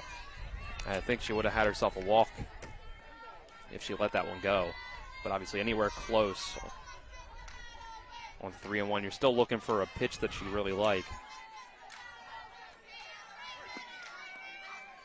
The payoff pitch by Munslow ripped into left center field, diving for it and missing. It's Taylor Presley. That's going to roll all the way to the wall. Rounding first, heading to second is Ruffner. She rounds second and will stay put. It's a 2-out stand-up double for Maddie Ruffner. I guess you can see that's why they've been pitching pretty cautiously to her. That was the best hit ball of the night, for sure. Now we have 2 outs in the top of the fourth inning. Still scoreless, but a runner in scoring position for Washington. Looks like we're going to have a courtesy runner for the pitcher, Maddie Ruffner, and now on second base is Carly Constantino. Up to bat for the Patriots. Fifth batter in the lineup is number 3, Caitlin Verts. For that double, she was the only one with a hit tonight. She singled in her first at bat as the pitch from Munslow misses outside to Verts for ball one. First little bit of adversity for Munslow. We'll see the response. 1 ball, no strike. This pitch, a fastball right on the outside part of the plate. Even to count up at 1-1. That's the big one there. Huge difference between 2-0 and 1-1. 2 out as well. Off-speed pitch, throw over to third. Past the glove of Harris, but caught from behind by Cowan. Otherwise, that could have went into the outfield and allowed the runner Constantino to come home as she steals third. I mean, that's a great job of backing up. Check swing was called that Verts went around, so the count now 1 ball and 2 strikes. Runner on third, 2 outs, top of the fourth. Pitch from Munslow, popped up and out of play. Keeps the count at 1-2.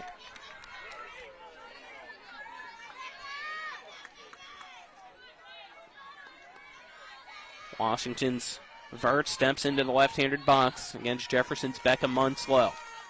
Munslow taking her time on the rubber. Sets the 1-2 pitch. Outside and low. Count now at 2-2.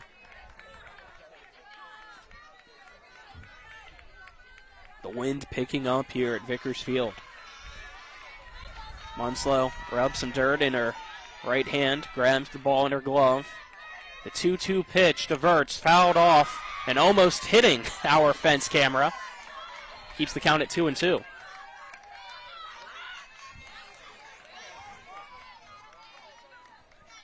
Two outs, runner on third for Washington. Verts continuing to battle in this at bat against Becca Munslow. Munslow sets on the rubber. The 2-2 pitch. Fastball outside. The count now full at 3 balls and 2 strikes. Washington dugout getting behind Verts. Infield corners in. The payoff pitch from Becca Munslow Grounder to the second baseman, through the legs of Dalton, and that's going to allow Constantino to score. It's a 2-out single, and an overthrow by the right fielder, throw over to second, not in time, and it's now Washington ahead of Jefferson in the top of the fourth, 1-0. That's how quick things can change in a pitcher's duel, especially. Munslow seemed like she had the groove still going, very strong, and all of a sudden, one hit into the outfield, a pass ball, and then a ball through the legs, and all of a sudden, Patriots have the lead. Mound visit for Jefferson after that. Looks like it was just a full team meeting, not a coach's meeting. As up to bat now for the Washington Patriots is a left fielder, number 4, Courtney Greenfield. It's Washington 1, Jefferson 0. Runner on second with 2 outs. First pitch swinging is Greenfield. She fouls this one off out of play to the first base side for strike 1. Greenfield 0 for 1 tonight. She struck out looking in the second inning. Munslow ready to go. Pitch just inside, evens the count up at 1-1. Now Munslow's got to try to keep the damage at a minimum. Still a runner in scoring position. Try to keep it to 1. It's 2 outs. Top of the fourth, fastball. Slow ground ball to the second baseman. Dalton picks it up, throws it to Allen at first, and that's going to retire the side, but not before 1 run was able to cross the plate on 2 hits for the Washington Patriots and 1 left on base. At the end of the top of the fourth, it's now Washington 1, Jefferson nothing. We'll be back in 60 seconds. You're tuned into West Virginia High School Softball on Talk Radio, WRNR, and TV 10. With 4 new car dealerships and 4 used car dealerships in 3 states, Parsons is the largest used car and fastest growing new car dealer in the tri-state area. Take Parsons Ford with huge savings on hundreds of new Fords, financing from 0%, Parsons' goal of financing for all, and Parsons' famous above-market trade-in allowances that help make Parsons #1 for used cars too. See why so many won't buy anywhere but Parsons Ford in Martinsburg. We became #1 by making you #1 first. Parsons. March Madness isn't just a time for the best basketball action. March is the perfect month to market your home and beat the real estate market madness. Angela Horner is an Eastern Panhandle native and rooted in this community as a dedicated full-time real estate professional for 15 plus years. Let her put her expertise and marketing plan to work for you. Call 304-725-1001 or visit wvpropertyexpert.com to schedule a free marketing analysis. Welcome back here to Jefferson High School as we're at Vickers Field. Colin McLaughlin alongside me is Dylan Bishop. As you can probably hear in my voice, I'm trying to adjust our camera behind home plate as well as dodging a few of the warm-up pitches here from Maddie Ruffner. She's making it challenging a little bit for me, but hopefully now we have it adjusted and you can see our view. If not, we'll get it next time. 1-0, Washington now leads as we head to the bottom of the fourth inning. Due up for the Jefferson Cougars. Beckham Munslow followed by Franco and then Allen. So the 5, 6, 7 batters due up to start the bottom of the fourth. First pitch from Ruffner. Catches the knees of Munslow and called strike 1.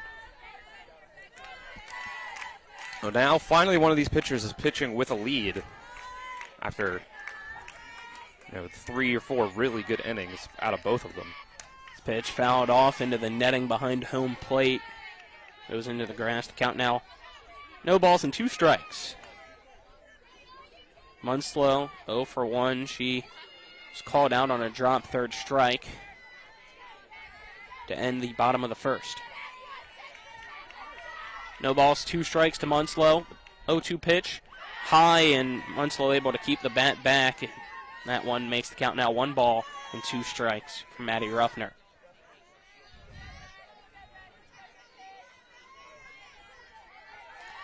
Bottom of the fourth, it's Washington leading Jefferson.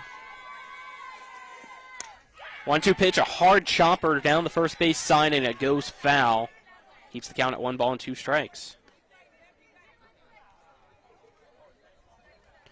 Seen that a few times, just missing, just to the right of that first base bag. Yeah, again, both of these pitchers, even though, Patriots got a run up on the board last half inning, both these pitchers not making it easy to get good, solid, fair territory contact.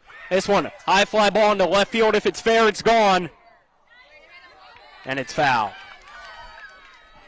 Keeps the count at 1-2 strikes for Becca Munslow. Yeah, that's about as much lift as anyone has gotten on any of these pitches. Just couldn't quite keep it from hooking all the way into foul territory. 1-2 strikes, nobody out. Pitch from Ruffner, swing and a miss. Down goes Munslow for out number 1. That'll bring up the catcher and Franco. Franco 0 for 1 tonight so far. She started off the bottom of the second, flying out to left field. Jefferson trails Washington in the bottom of the fourth, 1-0. First pitch swinging is Franco. This one found to the first base side in the parking lot for strike 1.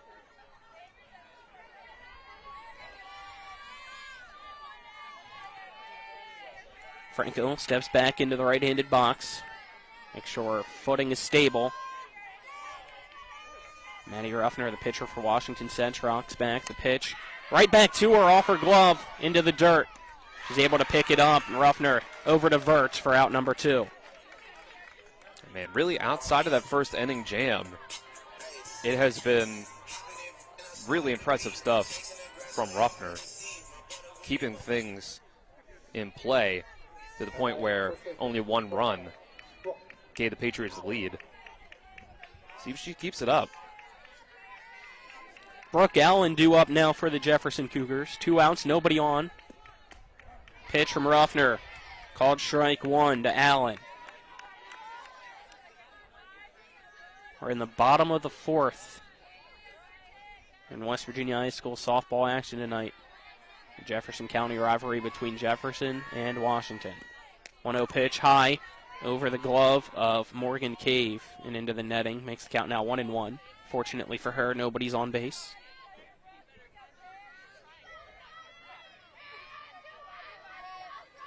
You can see a wind going from left field to right field.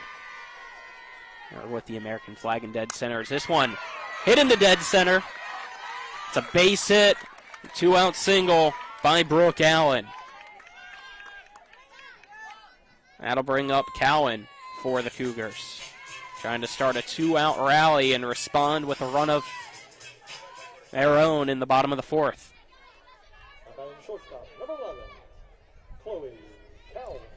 You're at the bottom of your order. So of all the places you would want to start a rally, this is one you really want to see so you can get it back to the top. Cowan takes the first pitch. It goes right down the middle by Ruffner for strike 1.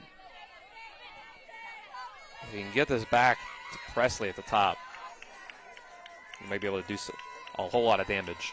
The 0-1 pitch from Ruffner. Big swing and a miss by Cowan. The throw over to first, sliding in head first safely is Allen as the ball wasn't handled anyway by Verts, so was unable to apply the tag.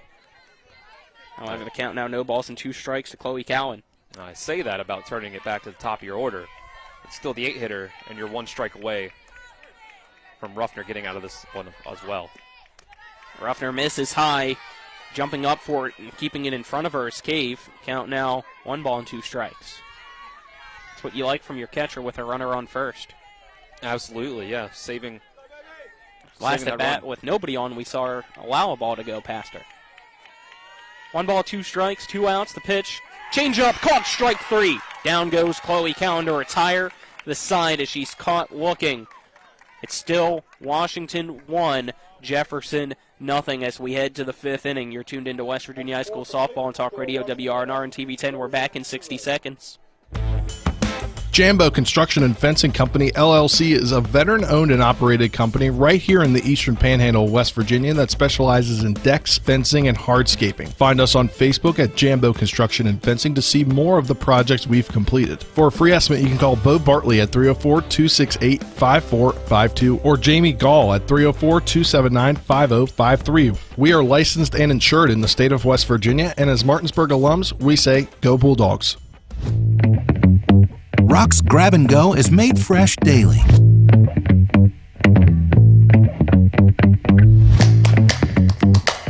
Grab and Go, now available at Rock's local market. Rock's Grab and Go is made fresh daily.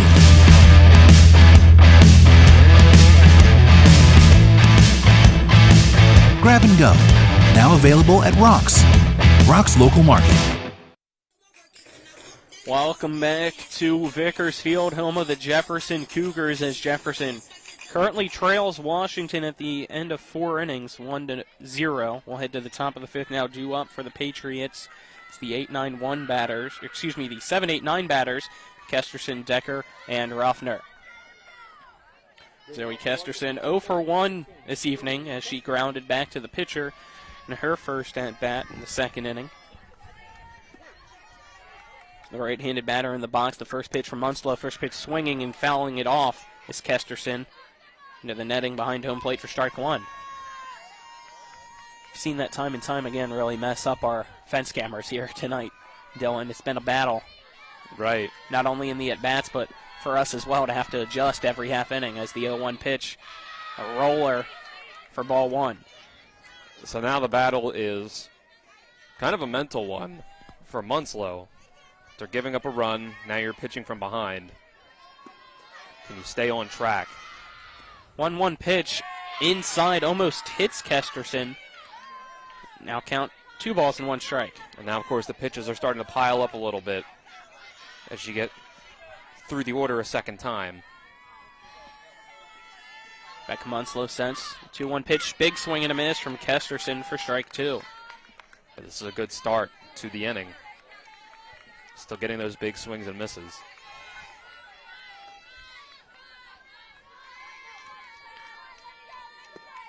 Four strikeouts so far tonight. Munslow trying to get number 5, but this one fouled off into the net. That one really shakes our fence cameras. Keeps the count at 2-2. Yeah, the fence camera really lost the battle on that one. We'll try to regroup him in the next half inning.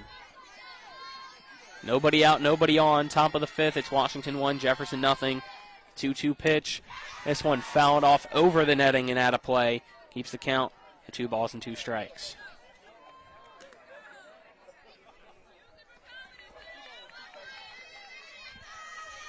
Kesterson makes her way back into the right-handed box. Staring down the pitcher, Becca Munslow.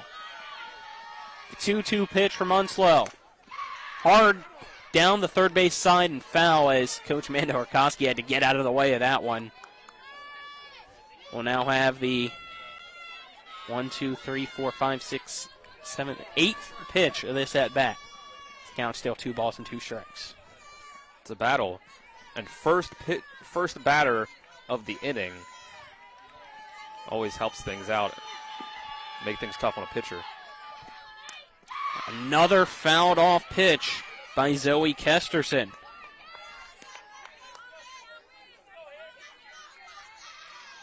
This battle goes to pitch number 9 of this at-bat. Both dugouts trying to make some noise behind their side. Back to Munslow for Jefferson, sets in the circle. The pitch, again fouled off to the first base side into the netting. Count still 2 balls and 2 strikes. To the leadoff batter in the top of the 5th inning. And making the pitcher work. Even if you're out after the set bat, you've done your damage. You've made Munslow throw 11 pitches at least. 2-2 pitch. High fly ball into right center field. Going back is the center fielder, Taylor Presley. And making the catch was the right fielder, Jocelyn Graham, after the 2 collided. Both are okay. That's out number 1. Just a little bit of a collision. One tripping over the other, but soft landing. Yeah, that could have been dangerous. It could have been. It was not nearly as bad as it seemed like it might have been for a second. That'll bring up the right fielder of Washington, and Taylor Decker. Decker, left-handed batter. Takes the first pitch as it gets at the left corner of the strike zone. Strike one. No balls, 1 strike, 1 out, nobody on. The 0-1 pitch lined over to the third base side now to play for strike 2.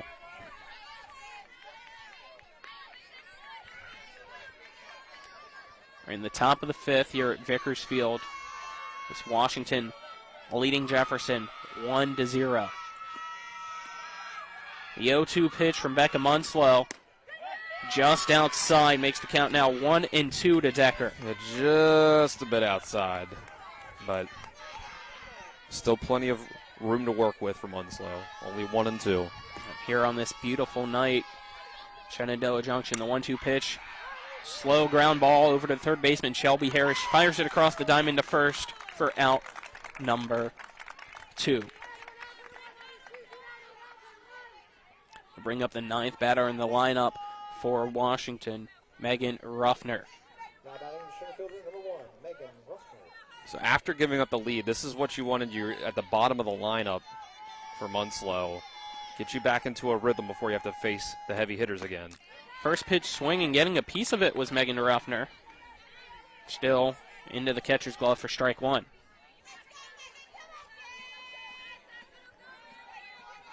No balls, 1 strike, 2 outs, nobody on. Pitch from Munslow low. Evens the count up at 1-1. And Ruffner's another one choking up on the bat. Might make it tough to hit that outside corner with the bat. But you kind of have to do that against a powerful pitcher. 1-1 pitch. Catches the inside part of the plate for strike 2 to Megan Ruffner. This would be a great response inning from Munslow if you can go 3 up, 3 down. 1 ball, 2 strikes, 2 outs. Called strike 3. Down goes Megan Ruffner as Becca Munslow able to get out of it with her 5th strikeout of the night. Well, to the bottom of the 5th, it's still Washington 1, Jefferson nothing. You're tuned into West Virginia High School Softball and Talk Radio WRNR and TV 10. Looking for some nightlife? Then look no further. Laddie's Bar & Grill has a full bar and kitchen, pool table, and entertainment with great food at affordable prices. You can dine in or carry out by calling us at 304-263-5233. Laddie's is open Monday through Saturdays from 8 a.m. to 3 a.m. and Sundays from 10 a.m. to 3 a.m. We serve breakfast all day long, and our lunch and dinner specials are posted every day on our Crusher Facebook. Hornby here. Larry DeMarco, broker of Modern Realty Results, believes he has some of the best real estate agents in the Eastern Panhandle. Agents at Modern Realty Results have years of experience and knowledge of the local real estate market. Agents within the office work as a team to provide quality customer service. We strive to always ensure client satisfaction through handling every transaction with honesty and integrity, all while offering competitive rates. Modern Realty Results is veteran-owned and managed. Please call us at 262-4222, modernrealtyresults.com. 5, 4. Welcome back to Jefferson High School as we head to the bottom of the 5th inning between Washington and Jefferson. The 9-1-2 batters due up for the Cougars. Smith, Presley, and LaGreco as Washington leads Jefferson 1-0. Colin McLaughlin alongside me is Dylan Bishop. Our cameraman for the TV 10 and WRNR TV YouTube side of things is Nick Verzolini. Back at the studio is Spencer Dupuis. Low-scoring battle so far, and it's what we expect when you look at last year's meetings, as Jefferson actually dropped the first meeting last year as well, 5-4 against the Washington Patriots. Right, and then after that game, outside of the 10-0 matchup in Game 1 of the sectionals, no one scored more than 2 runs in any of the games. First pitch from Ruffner, low in the dirt to Smith for ball 1. He had a 2-1 victory in 11 innings for Jefferson. He had a 1-0 victory for Washington in 13 innings. And then in the last sectional game, Jefferson won 2-0. We're in the bottom of the 5th. Smith up the bat. Presley on deck, the 1-0 pitch.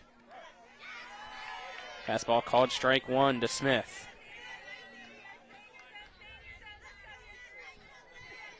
Smith steps back into the right-handed box with a 1-1 count to her. She's 0 for 1 today. Struck out looking in her only at bat. 1-1 pitch, a grounder. Right back up the middle over to the shortstop. Sedlock. Throw to first in time for out number 1. A good pick at first base. Make sure that out comes to fruition after the throw in the dirt. That Burt's able to keep that one from going by her. So we head to the top of the lineup now. 1 out, nobody on. It's Taylor Presley up to bat. She's 1 for 1.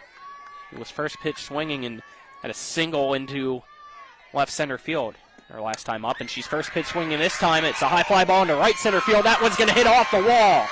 Picking it up is the center fielder, Megan Ruffner. Her throw-in goes wild, but it's a stand-up, 1-out double for Taylor Presley. Just like that. And those 1 down. A chance to tie this game. Tying a run, 2 bases away. That brings up Alyssa LaGreco. She bunted her last time up. Down that third base line, as you can see, the third baseman, Zoe Kesterson, a little bit in, ready for this one. First pitch, she squares up the bunt, but it's high and outside and taken for ball 1. Yeah, she's squared around. And she was able to pull the bat back, though, which is why it was called a ball. So you'd think with one out, might be content keeping that runner at second and not giving up a sacrifice. The infield corners are in. Second and shortstop, however, at normal position. 1-0 pitch from Ruffner, scoring up the bunt again, and missing is LaGreco. That one evens the count up at 1 ball and 1 strike. But you do have to consider that if you get that run to third base, even with 2 outs, and you get a wild pitch, pass the ball, that can get you that tying run. Runner on second's Presley after the double. A 1-1 pitch from Ruffner, scoring up the bunt right down the third base line, and foul by LaGreco makes the count now 1-2, so you have to expect that she'll be swinging now and not bunting with 2 strikes against her. Yep, that's a good break for Washington there with the ball going foul. Good pitching from Ruffner. Can't give her something that's really easy to lay down. She did her job. We're getting late in this one. Bottom of the 5th inning. It's Washington 1, Jefferson nothing. However, Jefferson threatening with a runner on second and 1 out. A 1-2 count to LaGreco. Pitch from Ruffner. Swing and a miss. Down goes LaGreco as that was a big swing and a miss. That made her spin around for out number 2. That's huge with 2 down. And now you're in a spot. Jefferson, you're only down 1 run, but it feels like an eternity. Try to get any of these runs across the plate. It feels like you're a mile away. Shelby Harris up to bat now. She's 0 for 1 today. 2 plate appearances, 1 a walk, the other with a strikeout on 3 straight pitches. First pitch popped up into the infield. Running in on it is the first baseman, Verts. She makes the catch for out number 3. So even though they had a runner on second with 1 out, Jefferson can't get her to come home at the end of 5. It is Washington 1, Jefferson nothing. You're tuned into West Virginia High School Softball and Talk Radio WRNR and TV 10. Not sure where to go or who to trust with your flooring project? And start with Trips Flooring, proudly serving the area for more than 25 years, specializing in floor sanding and refinishing, along with installation of new flooring, including hardwood, tile, vinyl, laminate, carpet, and the hottest trend in flooring, luxury vinyl, tile, and luxury vinyl plank. Are you on a budget? Check out their warehouse, cash and carry, or call 304-229-7009, or visit them online at tripsfloorsanding.com.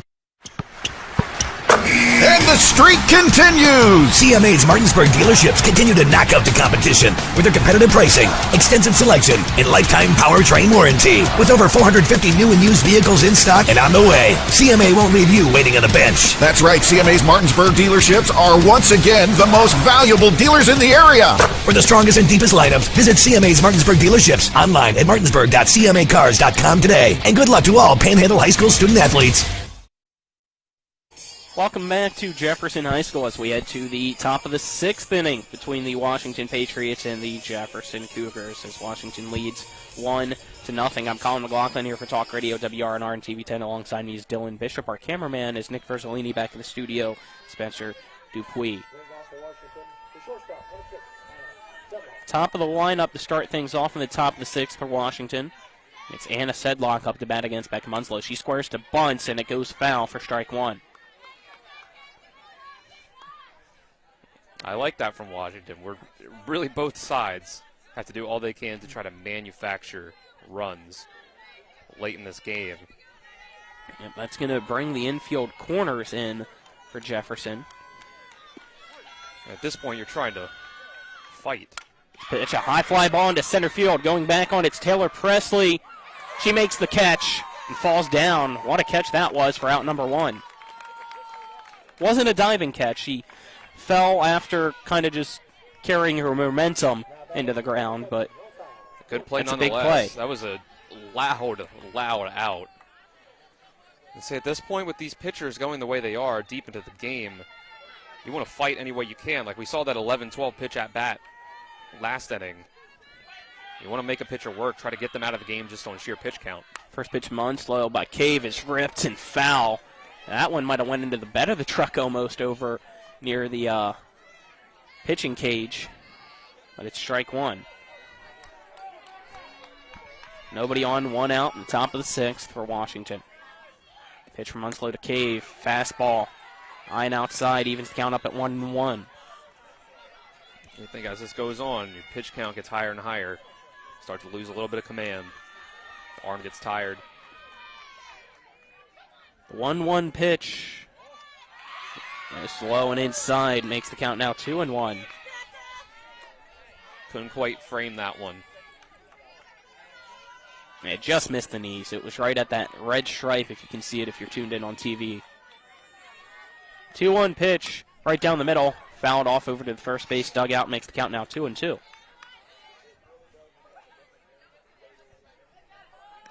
is a good spot back to an even count. One strike away, getting yourself to 2 down. Constantino on deck. 2-2 pitch to Cave from Becca Munslow. Fastball high and outside, makes the count full now at 3-2. You take that. You had a ball to work with. Nobody on, one out, top of the 6th. It's Washington 1, Jefferson nothing. The payoff pitch from Becca Munslow. Line drive through the shortstop, jumping up and making the catch is Chloe Cowan for out number 2. She had to go full extension for that one. That'll bring up Constantino with 2 outs, nobody on. There's 2 big defensive plays that have been made that might just be the spark that Jefferson needs to get back into this one, Dylan. Right, you get it yourselves 3 up, 3 down, or at least out of this inning really quickly. The swing and the miss on the first pitch to Constantino. That one right at eye level to Constantino. And that can really lead to hopefully get something going on the other end as you're just going to bring the top of your lineup up. 1 pitch fouled over to the first base side and out of play for strike 2. So got the heart of the lineup due up too for Jefferson, so right. 4, 5, 6 batters patiently waiting for the 3rd out. It's an 0-2 count with 2 outs and nobody on. Constantino, the pitch from Munslow, grounder. The shortstop charging forwards, Cowan, throw over to first in time. 3 up, 3 down goes the Washington Patriots in the top of the 6th. It is still Washington 1, Jefferson nothing. Led to the bottom of the 6th inning after this 1-minute break. You're tuned into West Virginia High School Softball on Talk Radio WRNR and TV10. The Honda HR-V, CR-V, Pilot, Passport, and Ridgeline. They all have one thing in common. They never back off from a challenge. Available with all-wheel drive, the Honda SUV lineup has the performance you can count on and the capability to amaze. It's no wonder Kelley Blue Book's KBB.com named Honda the 2022 Best Value brand. CMA's Honda of Winchester, 3985 Valley Pike. CMA, moving lives forward. Based on 2022 brand image awards from Kelley Blue Book, visit KBB.com for more information. If you're in an accident, the first thing that you have to do is call 911. You have to get medical care immediately. The next thing you need to do is call us.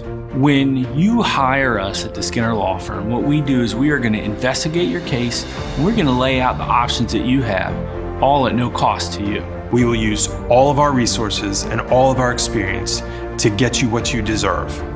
The Skinner Law Firm, SkinnerFirm.com. Welcome back here to Vickers Field as we have a Fergalicious bottom of the 6th inning to get to. Due up for Jefferson, the 4, 5, 6 batters in Dalton, Munslow, and Franco, as Washington trying to come back in this one, or excuse me, Jefferson trying to come back in this one as they trail Washington 1-0. And Ruffner staying out for the 6th inning. Shutout so far. But this is the meat of the order. 4, 5, 6. Munslow, especially due up second, has been the one to put the best kind of contact on the ball. Pitcher versus pitcher duel coming up again. It's been a very solid night so far for Matty Ruffner, only allowing 4 hits, 7 strikeouts, and 1 walk so far. We start the bottom of the 6th with a fastball. It's a high fly ball. Left field, center fielder making the play on it, and a catch by Megan Ruffner for out number 1. That retires Dalton to bring up the pitcher, Becca Munslow. That's what she's been doing all night. She's been pitching to contact, but it has been relatively harmless so far. And only 4 hits. Let's see if Munslow can change that, though. Munslow steps into the right-handed box. First pitch low for ball 1.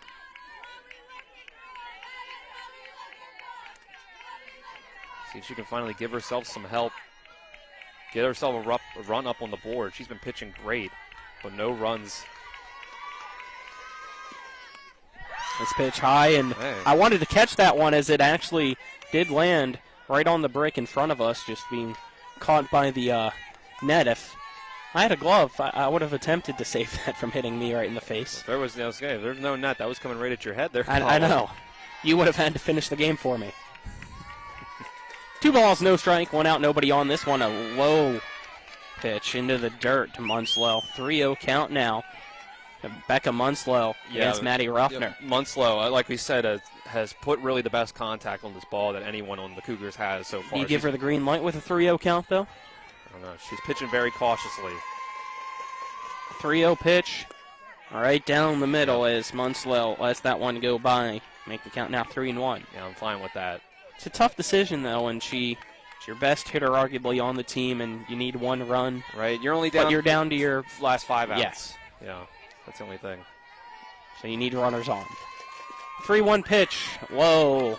Ball 4 as Becca Munslow gets to first base on the base on balls. The second walk of the night issued by Matty Ruffner. Like I said, at this point, you're gonna have to manufacture runs.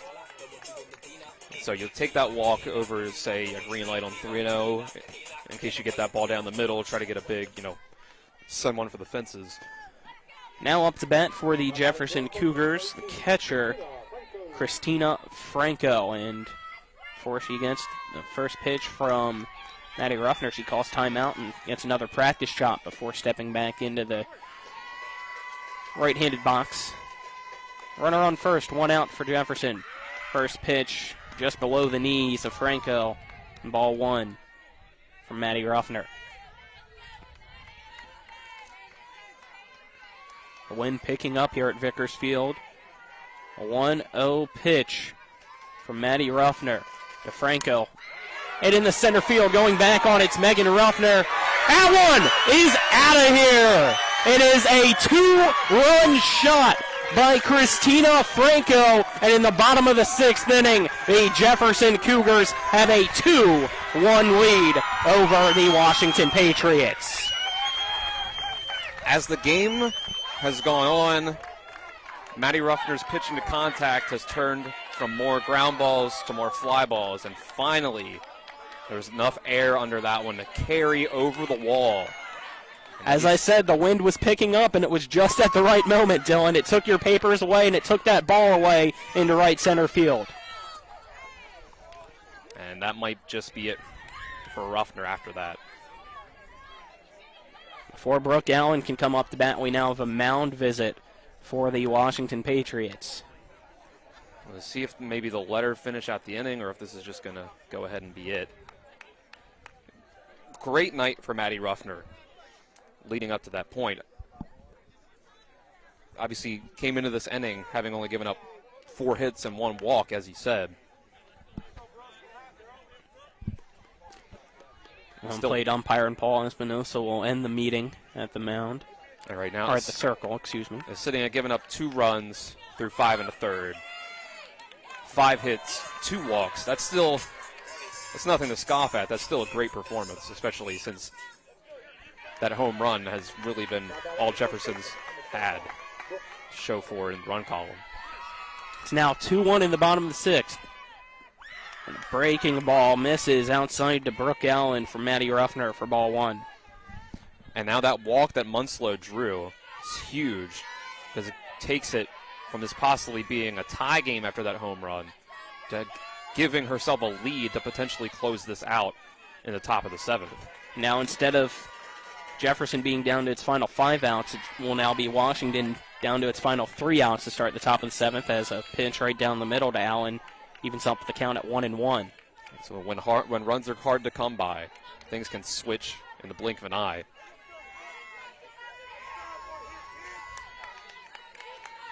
One ball, 1 strike, 1 out in the bottom of the 6th. Nobody on for Brooke Allen. The pitch from Ruffner breaks at the last second. Just misses. Makes the count now 2-1. Now if you're Ruffner, obviously, try to get your team to their 7th inning at bat here. Only down by 1 run. Try to finish this out. Keep your team within striking distance. 2-1 pitch, big swing and a miss. Catches Allen off balance after that big cut. Makes the count now 2-2. You could tell she wanted to hit that one out of the park like Franco did. Wanted to go back to back, yeah. 2 balls, 2 strikes as Maddie Ruffner shuffles the ball in her hand. Sets to the pitch. This one inside almost hits Allen as she had to lean back away from that one. Count now full at 3-2. Good eye on the part of Allen. If she can draw herself on base, try to extend the lead out. Here comes the payoff pitch. Swing and a miss. Down goes Brooke Allen for strike number 3. We now have 2 outs. The bottom of the 6th is up to bat is Chloe Cowan. Now, obviously, if you're Jefferson, you feel good going into the top of the 7th after you're done this at bat, but only up 1 run. As good as Munslow has pitched, he's pitched a full 6 innings. You expect her to close it out, but you want to give her some insurance. First pitch to Chloe Cowan outside for ball 1. 1 ball, no strike, 2 outs, nobody on. Jefferson now leads Washington 2-1 here in the bottom of the 6th inning. 1-0 pitch, just low and taken by Cowan for ball 2. If you're Cowan, you're more than content to let Ruffner give you a strike here before you really start to look at what you want to hit. 2-0 pitch, fouled off and above our heads, out of play. Makes the count now 2-1 to Cowan. Didn't quite get the full contact on it.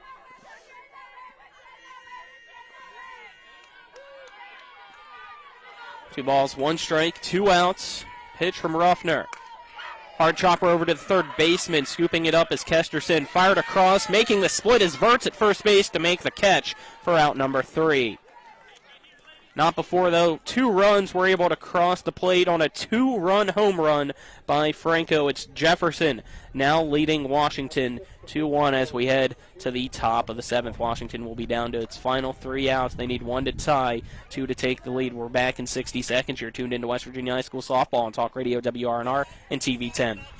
I pre-planned my funeral to make it easier on my family. They were relieved to know I'll get just what I want. My family actually thanked me for taking matters into my own hands. Turns out having this awkward conversation wasn't awkward at all. Pre-planning is my choice. There are certain things about me my family may not know. Now they won't need to guess. The choices are yours. The peace of mind is theirs. Pre-plan your funeral with Brown Funeral Homes and everything will be taken care of. Find out more online at brownfuneralhomeswv.com. Brown Funeral Homes, here for you. You can play, work, and explore without joint pain. Whether it's a strain, sprain, or fracture, WVU Medicine, Orthopedics, and Sports Medicine can help you live without joint pain. Our expert team of surgeons offer the exceptional care you expect for the injuries you don't, specializing in joint replacement, sports and traumatic injuries, hip and knee disorders, foot and ankle surgery, hand and wrist surgery, and shoulder reconstruction. Call 304-725-BONE today to learn how you can live without joint pain. Field, we head to the top of the 7th, and just like the bottom of the 6th inning for Jefferson, for Washington here in the top of the 7th, it's the 4-5-6 batters due up for the Patriots as they trail Jefferson now 2-1 here in the first edition of the 2023 Jefferson County rivalry. The first pitch from Becca Munslow, fastball outside, taken by Maddie Ruffner for ball 1. Here you go. You only need one run to tie this thing up and keep yourself alive.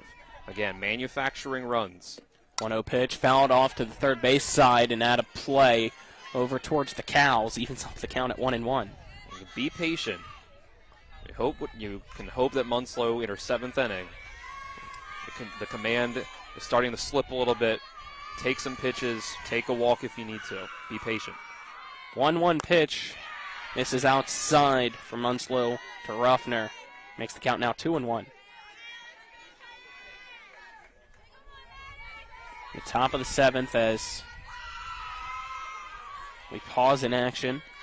2-1 pitch now is ready. Munslow to Ruffner, fouled off into the netting behind home plate. The count now evened up again, this time at 2 balls and 2 strikes. Ruffner started off the rally in the 4th with a double and then later came across to be the only run tonight for Washington. Pitch right on the outside corner, called strike 3. Down goes Ruffner for out number 1 in the top of the 7th. And I think that was the huge first step. Maddie Ruffner, again, pitcher versus pitcher at the plate, has led to some of the more competitive at-bats. That's the 6th strikeout tonight for Becca Munslow.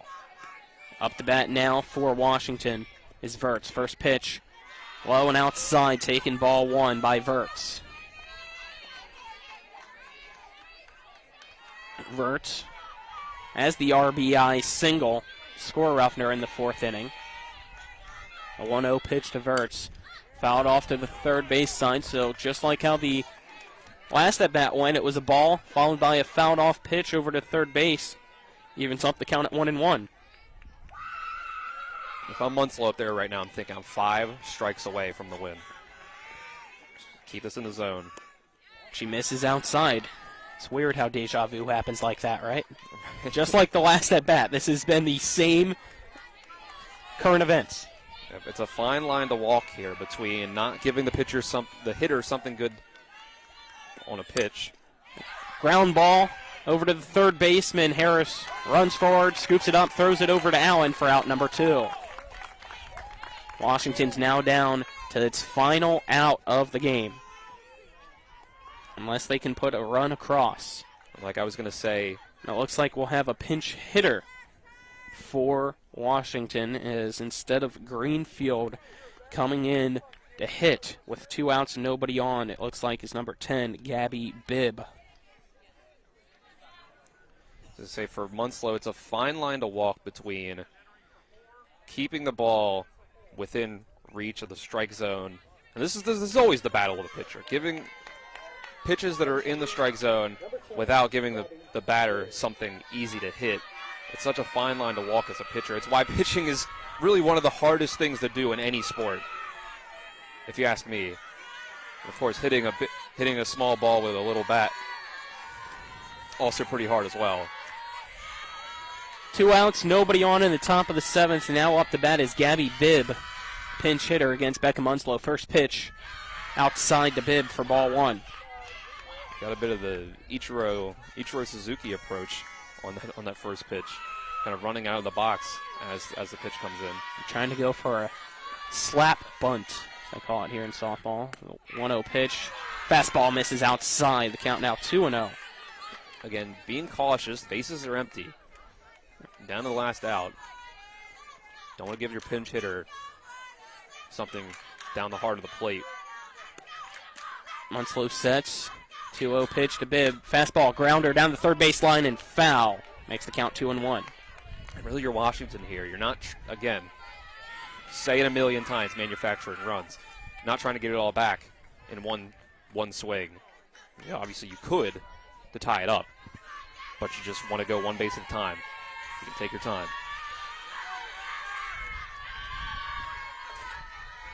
Two balls, one strike. Again, fouled off by Bibb over to the third base line and out of play. Evens the count up at 2-2. Now Washington down to its last strike potentially as well. So they trail Jefferson 2-1 here in the top of the 7th. And if it were me, if I'm Munslow, I'm bringing the high heat. See if she can handle it. Munslow sets, 2-2 pitch. High heat and fouled off by Bibb and out of play. Keeps the count at 2-2. It's worked for Munslow all night long. Those high rising fastballs, it's got a lot of power behind it. She's a power pitcher. Make him prove that you can handle it down at your last strike. 2 balls, 2 strikes, 2 outs to Bibb. Pitch by Munslow. Fouled off again, this time saved. Thank you, sir, in the stands. Getting a hand on that one. Otherwise, it would have probably hit our van parked right behind the first base bleachers. So even though he did make the catch, we give him a thumbs up for saving our van. Well, yeah, instead of hitting our van, it looked like it off of his hand, it hit someone in the face. Oh, instead. Well, I'd rather take the van. You're right. Unless they're okay, then it washes out. No, it looks like she's gonna okay. Live, at least everybody's okay. Whoops. Let's get back to the action. Came close to hitting our cameraman Nick Verzolini as well, but crowd getting into it. 2 balls, 2 strikes, 2 outs. Munslow has a new ball in the circle. Steps on the rubber. 2-2 pitch. Again, fouled off. This time over our van. Not a play. Keeps the count at 2-2. I mean, she's staying alive. Battling and battling. Not letting herself get no contact on the ball. Cold off the bench. 2-2 pitch again. This a low one. Rolls all the way to home plate. Count now 3-2. Well, that is Munslow saying if you're gonna swing at everything, I'm gonna really test if you're gonna swing at everything, since I have a ball to work with. Pinch hitter and Bibb has a full count with 2 outs. The payoff pitch. Again fouled off, this time over the third base dugout. Lined out of play. Man, what an at-bat. Washington does not want to go away. It's a 2-1 game. This is had basically everything you could ask for here in the Jefferson County rivalry so far. Right. This is what you want out of a pitcher's duel. Bibb steps into the left-handed box. 3 balls, 2 strikes, 2 outs, nobody on. The payoff pitch. Hard chopper to the shortstop. This could end it. Cowan. Over to Allen. She steps off the bag. Bibb is safe. Washington stays alive in the 7th. I think it might have even just been Bibb beating that one out. That was speed. Obviously, her swing, she's kind of already going down the first base line as she's swinging. And it's kind of a slow chopper down the line. Or at least 2 shortstop. That brings up Zoe Kesterson. So here the tying run is on base. Kesterson fouls off the first pitch over into the parking lot of the baseball field yet again for strike 1. But again, if you're Munslow, even the runner on base, got to block that out. Tunnel vision with the batter. You got 2 strikes to glory. Jefferson leads Washington 2-1 in the top of the 7th. No balls, 1 strike, 2 out, runner on first. The pitch popped up into the infield. And it's caught by the third baseman, Shelby Harris, and the Jefferson Cougars are victorious over the Washington Patriots.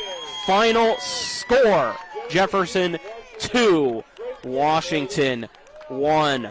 What a game here in the first edition of this year's chapters of the Jefferson County rivalry. Both teams shake hands. We'll step aside and take a quick 2-minute break before we come back for our post-game show. You're tuned into West Virginia High School Softball on Talk Radio WRNR and TV 10.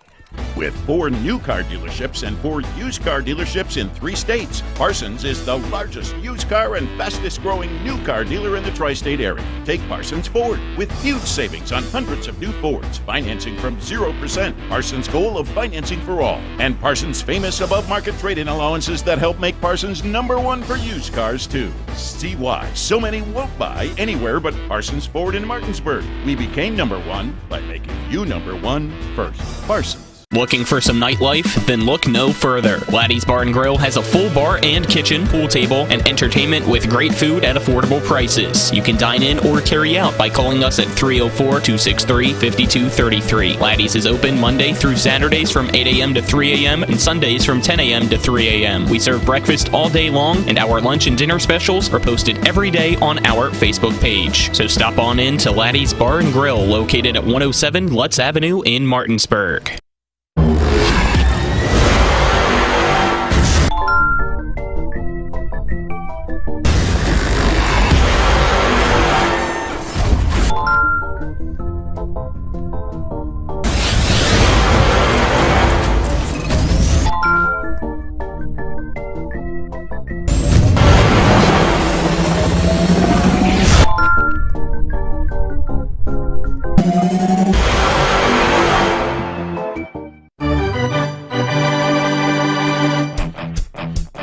The game may be over, but don't go away just yet.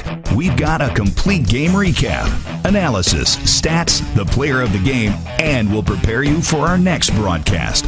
All on the post-game show. So let's return to the field and rejoin our Talk Radio WRNR broadcast team.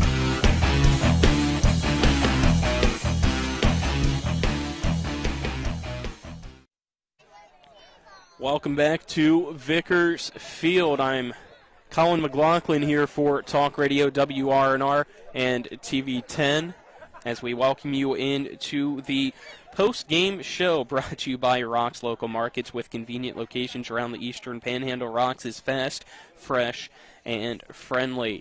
Your final score from Jefferson High School as the Cougars get the 2-1 win over the Washington Patriots, is Jefferson now 3-3 overall. Washington falls to 2-1 as Jefferson was able to get 2 runs off 5 hits and 2 errors. Washington 1 run off 3 hits and no errors. As I'm Colin McLaughlin here for Talk Radio WRNR and TV 10. Alongside me is Dylan Bishop. Our cameraman's Nick Verzolini. Back at the studio is Spencer Dupuy as the Jefferson Cougars, as you can see, have finished up with their conversation here behind home plate. Let's see if we can slide over a headset here to Coach Waters through the net quickly as we get that through, and I'll slide her up here. Can you hear me just fine, Coach Waters? Yes. All right, can you bring that mic a little bit closer to your mouth for us as well? Second. Yep. Congrats on the win tonight. It was really a late one there with a 2-run home run, but overall, what'd you like from your team? I think they played tough defensively, and I just got done telling them that when we were selecting good pitches, that we were hitting them. We were placing good balls and plays on good pitches. Obviously, needing to weight back on the changeup and lay off the rise ball. But I thought they had a good collective win.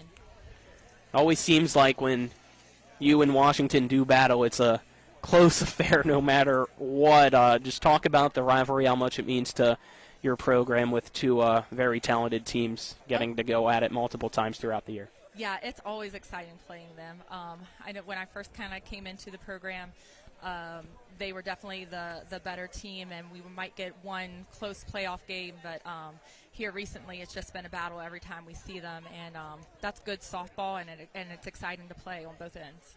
Let's talk about here your pitcher tonight in Becca Munslow, getting the complete game, looking at the box score here, only allowing 3 hits, the 1 run, as well as 6 strikeouts, so as usual, a great night from her. Yeah, she always does great on the mound. It's still early for her in the season. I anticipate her to just continue to get better and really just dominate on the mound. But she does good. She holds her composure even when things get tough for her at the plate or things get tough for the team in the field. She just knows how to step up and really get it done. And last but not least, before we have her come on, just talk about your catcher and Christina Franco and how big of a moment that was to get the win with the 2-run homer. Oh, yeah, that was obviously a big moment for her, and she was doing a great job at starting with her second at-bat, just being a little more selective at the plate and waiting back and driving the ball the opposite direction, slightly opposite side home run, so that's good. She really had to keep her weight back and drive the ball and see the ball for that, and she stayed selective, not swinging at any junk, so she did a good job. All right, Coach Waters, congrats on the win. Thank you for your time this evening as well. We'll have you swap off here with Franco as we'll have Dylan send her over now. 2-1 win again for the Jefferson Cougars tonight as they defeat the Washington Patriots as we wait for for Christina Franco to put on the headset now. You all good there, Christina? Yes, sir. Congrats on the win. You got a 2-run home run to make the difference. Just talk about that moment and how excited you were through it all. I was extremely excited. Thank you so much, by the way. But I don't know. I just felt like this was our year to really prove that we won states because there's a lot of chatter about they got lucky. Washington was just having a bad day, and I think that this is now our chance to really prove that we won that. Last year I was DH. That was my only job, just to hit the ball, make it go.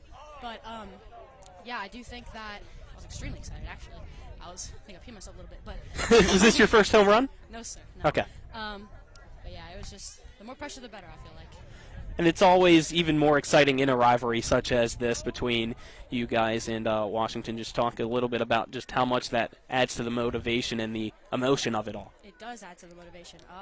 This morning, my English teacher, Miss Vickers, if you're listening, I love you, but she gave me a note today. I hit my first home run against Martinsburg the other day, and of the season. And she gave me a note that said, "I see you working. I'm proud of you," and I just really used that as motivation today. Plus the fact that it's Washington. I mean, it's either them going to states or it's us. So I mean, no props to them for having a really solid team. But I do think that we need to use the fact that people think that we got lucky last year as motivation.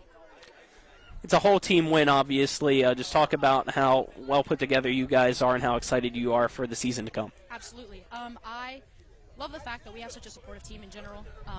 They're all extremely. We're a pretty tight-knit group this year.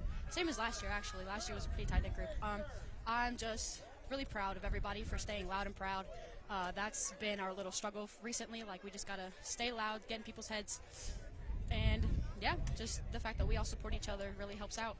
All right, Christina, thank you for your time again. Congrats on the win. We'll let you go. Thank you so much. Celebrate with your team. It looks like they might be waiting for you for a team photo. So thank you. Congrats again as we continue here with our post-game show as Dylan settles back in. It's a 2-1 win for Jefferson as we get into our game summary brought to you by Farmer and Mechanics Insurance Companies. When it comes to your home, auto, farm, or business, they're trusted, reliable, and experienced. Call them at 304-263-0809 or go to fmiwv.com. And you look at the summary, Dylan, and of course, as we expected heading into this one, it was a pitcher's duel as the wind really picking up here now. Have to cover our eyes from the dust coming in from the infield, but it wasn't until the fourth inning where we finally got to see some runs crossing the plate, and it was only one there by the Washington Patriots after Ruffner was able to get a double and then Virts was able to get an RBI single. Right, it was just halfway through the game, finally, one of these teams was able to get a run up on the board. So a lot of Maddie Ruffner's pitching ended up being from ahead all the way into that bottom of the 6th inning, when obviously that changed just in the blink of an eye. And what was the difference maker came in the bottom of the 6th inning, and you just heard her talk about it. It was Christina Franco with a 2-run home run to right center field to give Jefferson the 2-1 victory over Washington. And what a game it was. 2 runs, 5 hits, 2 errors for Jefferson. For Washington, 1 run, 3 hits, no errors.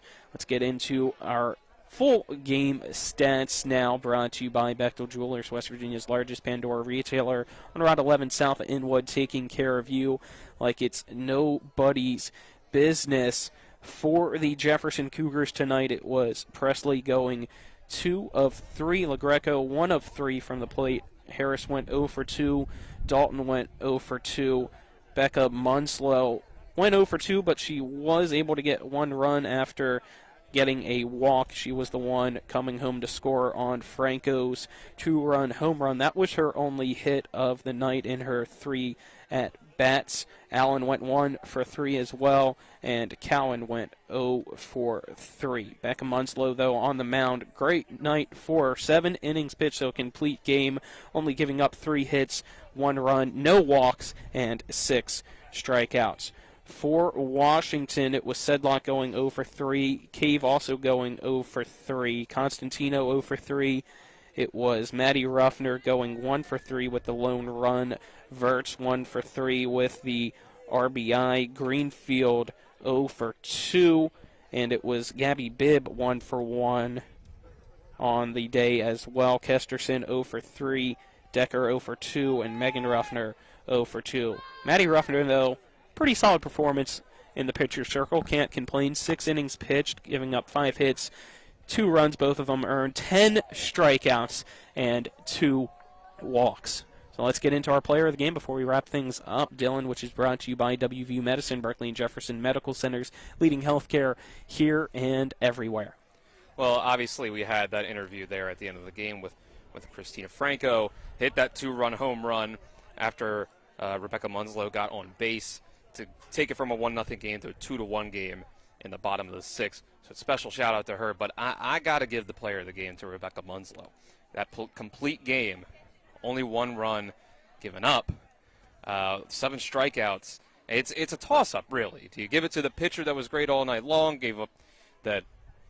only gave up 1 run, or you give it to the hitter to hit the go-ahead home run? The moment versus the longevity. I'm going to give it to the longevity. We gave Franco the interview. We'll give Munslow the award. How about that? All right, there you go.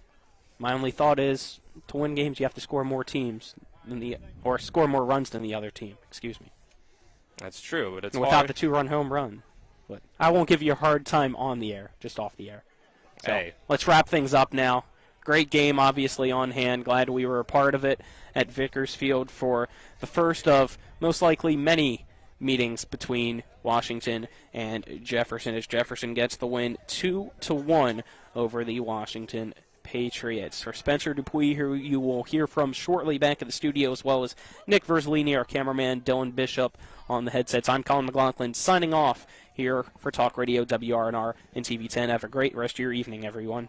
This is Eric at Hagerstown Ford. Over the last decade, the way we buy things have evolved. Now, you get on your phone, click Want It, and it shows up at your front door. At Hagerstown Ford, it is that convenient. We've changed the car buying experience on the I-81 corridor forever. And with a return policy better than Walmart, there's absolutely no reason to buy a new or used car, truck, or SUV anywhere else. Just like Amazon, Hagerstown Ford will deliver the vehicle to you, where you are, and on your time. And if you don't want it, return it. No questions asked. Why waste your time at a car dealership playing the dumb back-and-forth games? Besides, we hate it more than you do. I assure you, no dealership from Winchester, Virginia to Washington, D.C. will beat our price. No dealership from Chambersburg, Pennsylvania to Baltimore, Maryland will beat our price. And no other dealership will allow you to return it if you don't want it.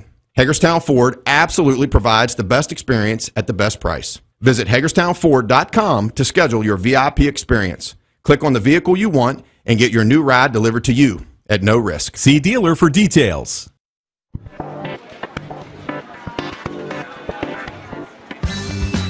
Laura. Hey, Laura. What's with the sunglasses? Ouch! The word is spreading. Bechtel Jewelers is home to some dangerously brilliant diamonds. See the difference at Bechtel Jewelers in Inwood. Sunglasses not included. Insurance companies like to play games. They say they're on your side, but they aren't. We have a team that can handle any curveball they throw. At Burke, Schultz, Harmon, and Jenkinson, you get a dedicated lawyer, and every case gets a team effort. So you get nearly 150 combined years of experience going to bat for you. And we like to win. Join the team that takes your personal injury case seriously. Burke, Schultz, Harmon, and Jenkinson. We play hardball. Good evening. Welcome inside the TV10 Talk Radio WRNR studios here in Martinsburg. It's time for the Cody's Auto Body post-game scoreboard show, brought to you by Cody's Auto Body at 851 Wilson Street in Martinsburg, where you get the work done right the first time. Call 304-901-4777 or visit their Facebook page. Our first softball game of the season had Washington at Jefferson, and Jefferson comes out 2-1 victors.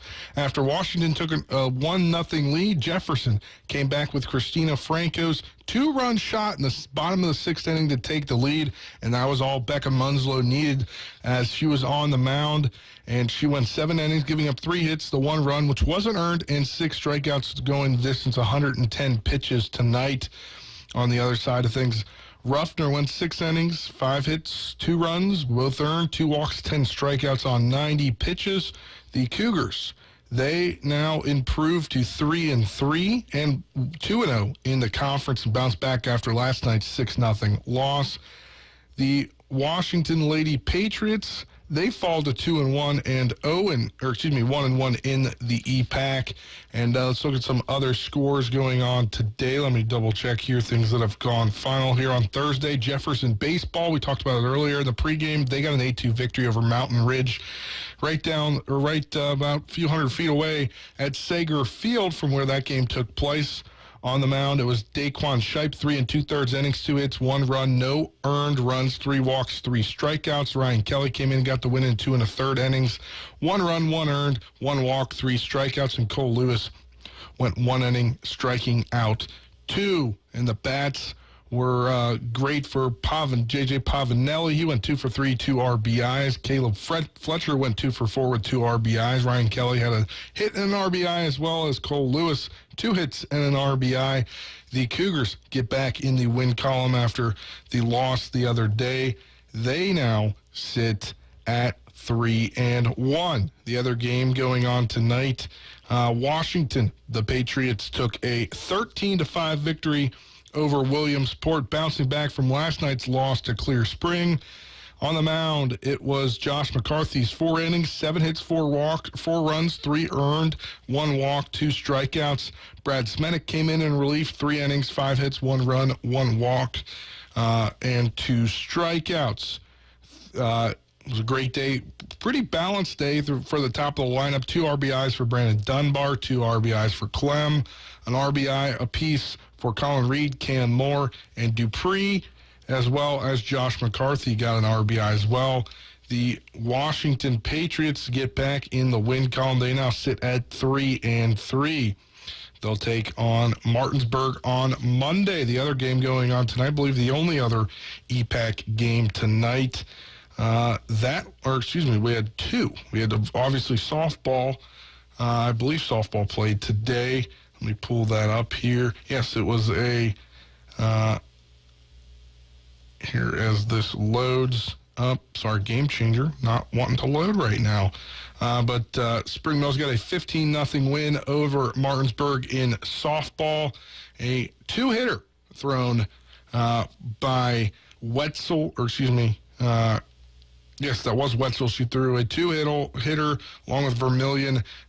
Over 4 innings, they got the 15-0 win as they improved to 4-1. Martinsburg softball fell to 0-5. In baseball, that matchup, it was a 10-run rule victory for the Martinsburg Bulldogs. They improved to 4-0 over Spring Mills. 11-1 was the score as Carson Buber got the start on the mound, going 4 innings, earning the win, 2 hits, 1 run, 1 earned, 1 walk, 4 strikeouts. Braden Oviedo came in for the 5th inning, allowing a hit and 2 strikeouts. Carson Buber only threw 63 pitches. The offense mainly came from Buber himself. He went 2 for 4 with 3 RBIs. Michael Lupus went 2 for 4 with 2 RBIs. Ben Reisenweber went 2 for 3 with 3 RBIs as well. An RBI from Jordan Cammey as well. And 3 hits from Landon Siffert in that number 2 hole. The Bulldogs, they improve to, what are they at now? 4-0. They're back in action Saturday, I believe. No, I think that game might have been postponed. They're supposed to take on Honesdale, Pennsylvania. That is no longer on the schedule. I'll have to double check with Coach Byler about that this weekend. But they'll take on Washington on Monday, and I believe we'll be there for that, as we always have been at P.O. Faulkner Park. But let's get into some NCAA Sweet 16 action, as what a great game. Headed to overtime. Michigan, the 7th seed, took number 3 Kansas State. Michigan State took number 3 Kansas State to overtime, but Kansas State had all the power. 98-93 victory, and they're moving on. The Kansas State Jayhawks are moving on.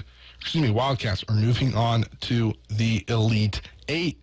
Another game which basically is final at this point, although the time has not come off the clock. 6:57 left in the game, as number 4 UConn has a 75-54 lead over number 8 Arkansas. Game getting ready to get underway here. Well, I guess 30 minutes. The 2 final games are going to tip off around the same time, with that overtime game at Madison Square Garden. 9:36 on TBS. Number 9 Florida Atlantic against number 4 Tennessee. Tennessee favored by 4.5 in this one. 9:45 on CBS. The most anticipated matchup of the day. Number 3 Gonzaga. Number 2 UCLA. UCLA only favored by 1 point in this one. That is in Las Vegas at the T-Mobile Arena. Look at some NHL scores, as I believe the Caps are in action. Yes, they are in action right now. They're up 5-1 against the Blackhawks. 11:38 to go in the contest. The Bruins have a 3-2 lead over the Canadiens with 16:02 left. The Rangers, a 2-1 lead over the Hurricanes, 11:26 to go, 8:39 to go in the game. The Blues have a 4-2 lead over the Red Wings. The Maple Leafs have a 4-2 lead over the Panthers with 13:50 to go. And at 12:03 to go, the Senators have a 4-2 lead over the Lightning. The Kraken up 1-0 over the Predators, 10:24 in the second. Golden Knights and Flames are scoreless with 17:28 left in the first. That's just getting underway at 9 p.m. Also getting underway at 9 p.m. with 19:07 left in the first period. The Penguins and the Stars scoreless as well. The only game final, the Flyers beat the Wild in the shootout 5-4. Games at 10 p.m. Will be the Jets and the Ducks, as well as the Sharks and the Canucks. Looking at the NBA tonight. No finals so far. It's kind of a dull night on the NBA, on the court in the NBA right now. With 2:20 to go in the contest, it's Magic on top of the Knicks, 101-93. With 2:24 to go in the third, it's the Nets 85, the Cavs 80, and at halftime, the Pelicans have a 62-57 lead over the Hornets. Game yet to get underway. That'll get underway in about an hour and 15 minutes as the Clippers host the Thunder. You can watch that on NBA TV. But that'll do it here, as once again, Jefferson gets the 2-1 victory over Washington in that big rivalry, as a 2-run home run came from Christina Franco in the 6th inning to give the Cougars the lead, and that's all they needed as they took the win. A big win against a cross-county rivalry. But that'll do it for me here. For our guys down at the field, Nick Verzolini, Colin McLaughlin, Dylan Bishop, I'm Spencer Dupuis saying have a great rest of your night, everyone. In a few moments on the radio, you will hear the NCAA tournament from Westwood 1, as it'll probably be the studio show right now. It's about 20 minutes until the next tip-off, but that'll do it for me tonight. Have a great rest of your night, everyone. We'll talk to you tomorrow at 12:08 on the Sports Mix. You've been listening to West Virginia High School Baseball. Today's game broadcast has been brought to you by Parsons Ford of Martinsburg, The Skinner Law Firm, Laddie's, Trips Flooring, Jambo Construction and Fencing, The Mirius Group of Financial Advisors, Smallwood and Small Insurance, CMA Honda of Winchester, Bechtel Jewelers, Cody's Auto Body, Rock's Local Markets, CMA Toyota Chevrolet of Martinsburg, Orsini's Home Store, Farmers and Mechanics Insurance Companies, WVU Medicine Berkeley and Jefferson Medical Centers, the Mansion Ferretti Law Firm, and by Hagerstown Ford. For the continued excitement of high school, college, and Major League Baseball, keep it tuned to FM 106.5, AM 740, Comcast Cable Channel 10, and online talkradio WRNR.com. All rights reserved.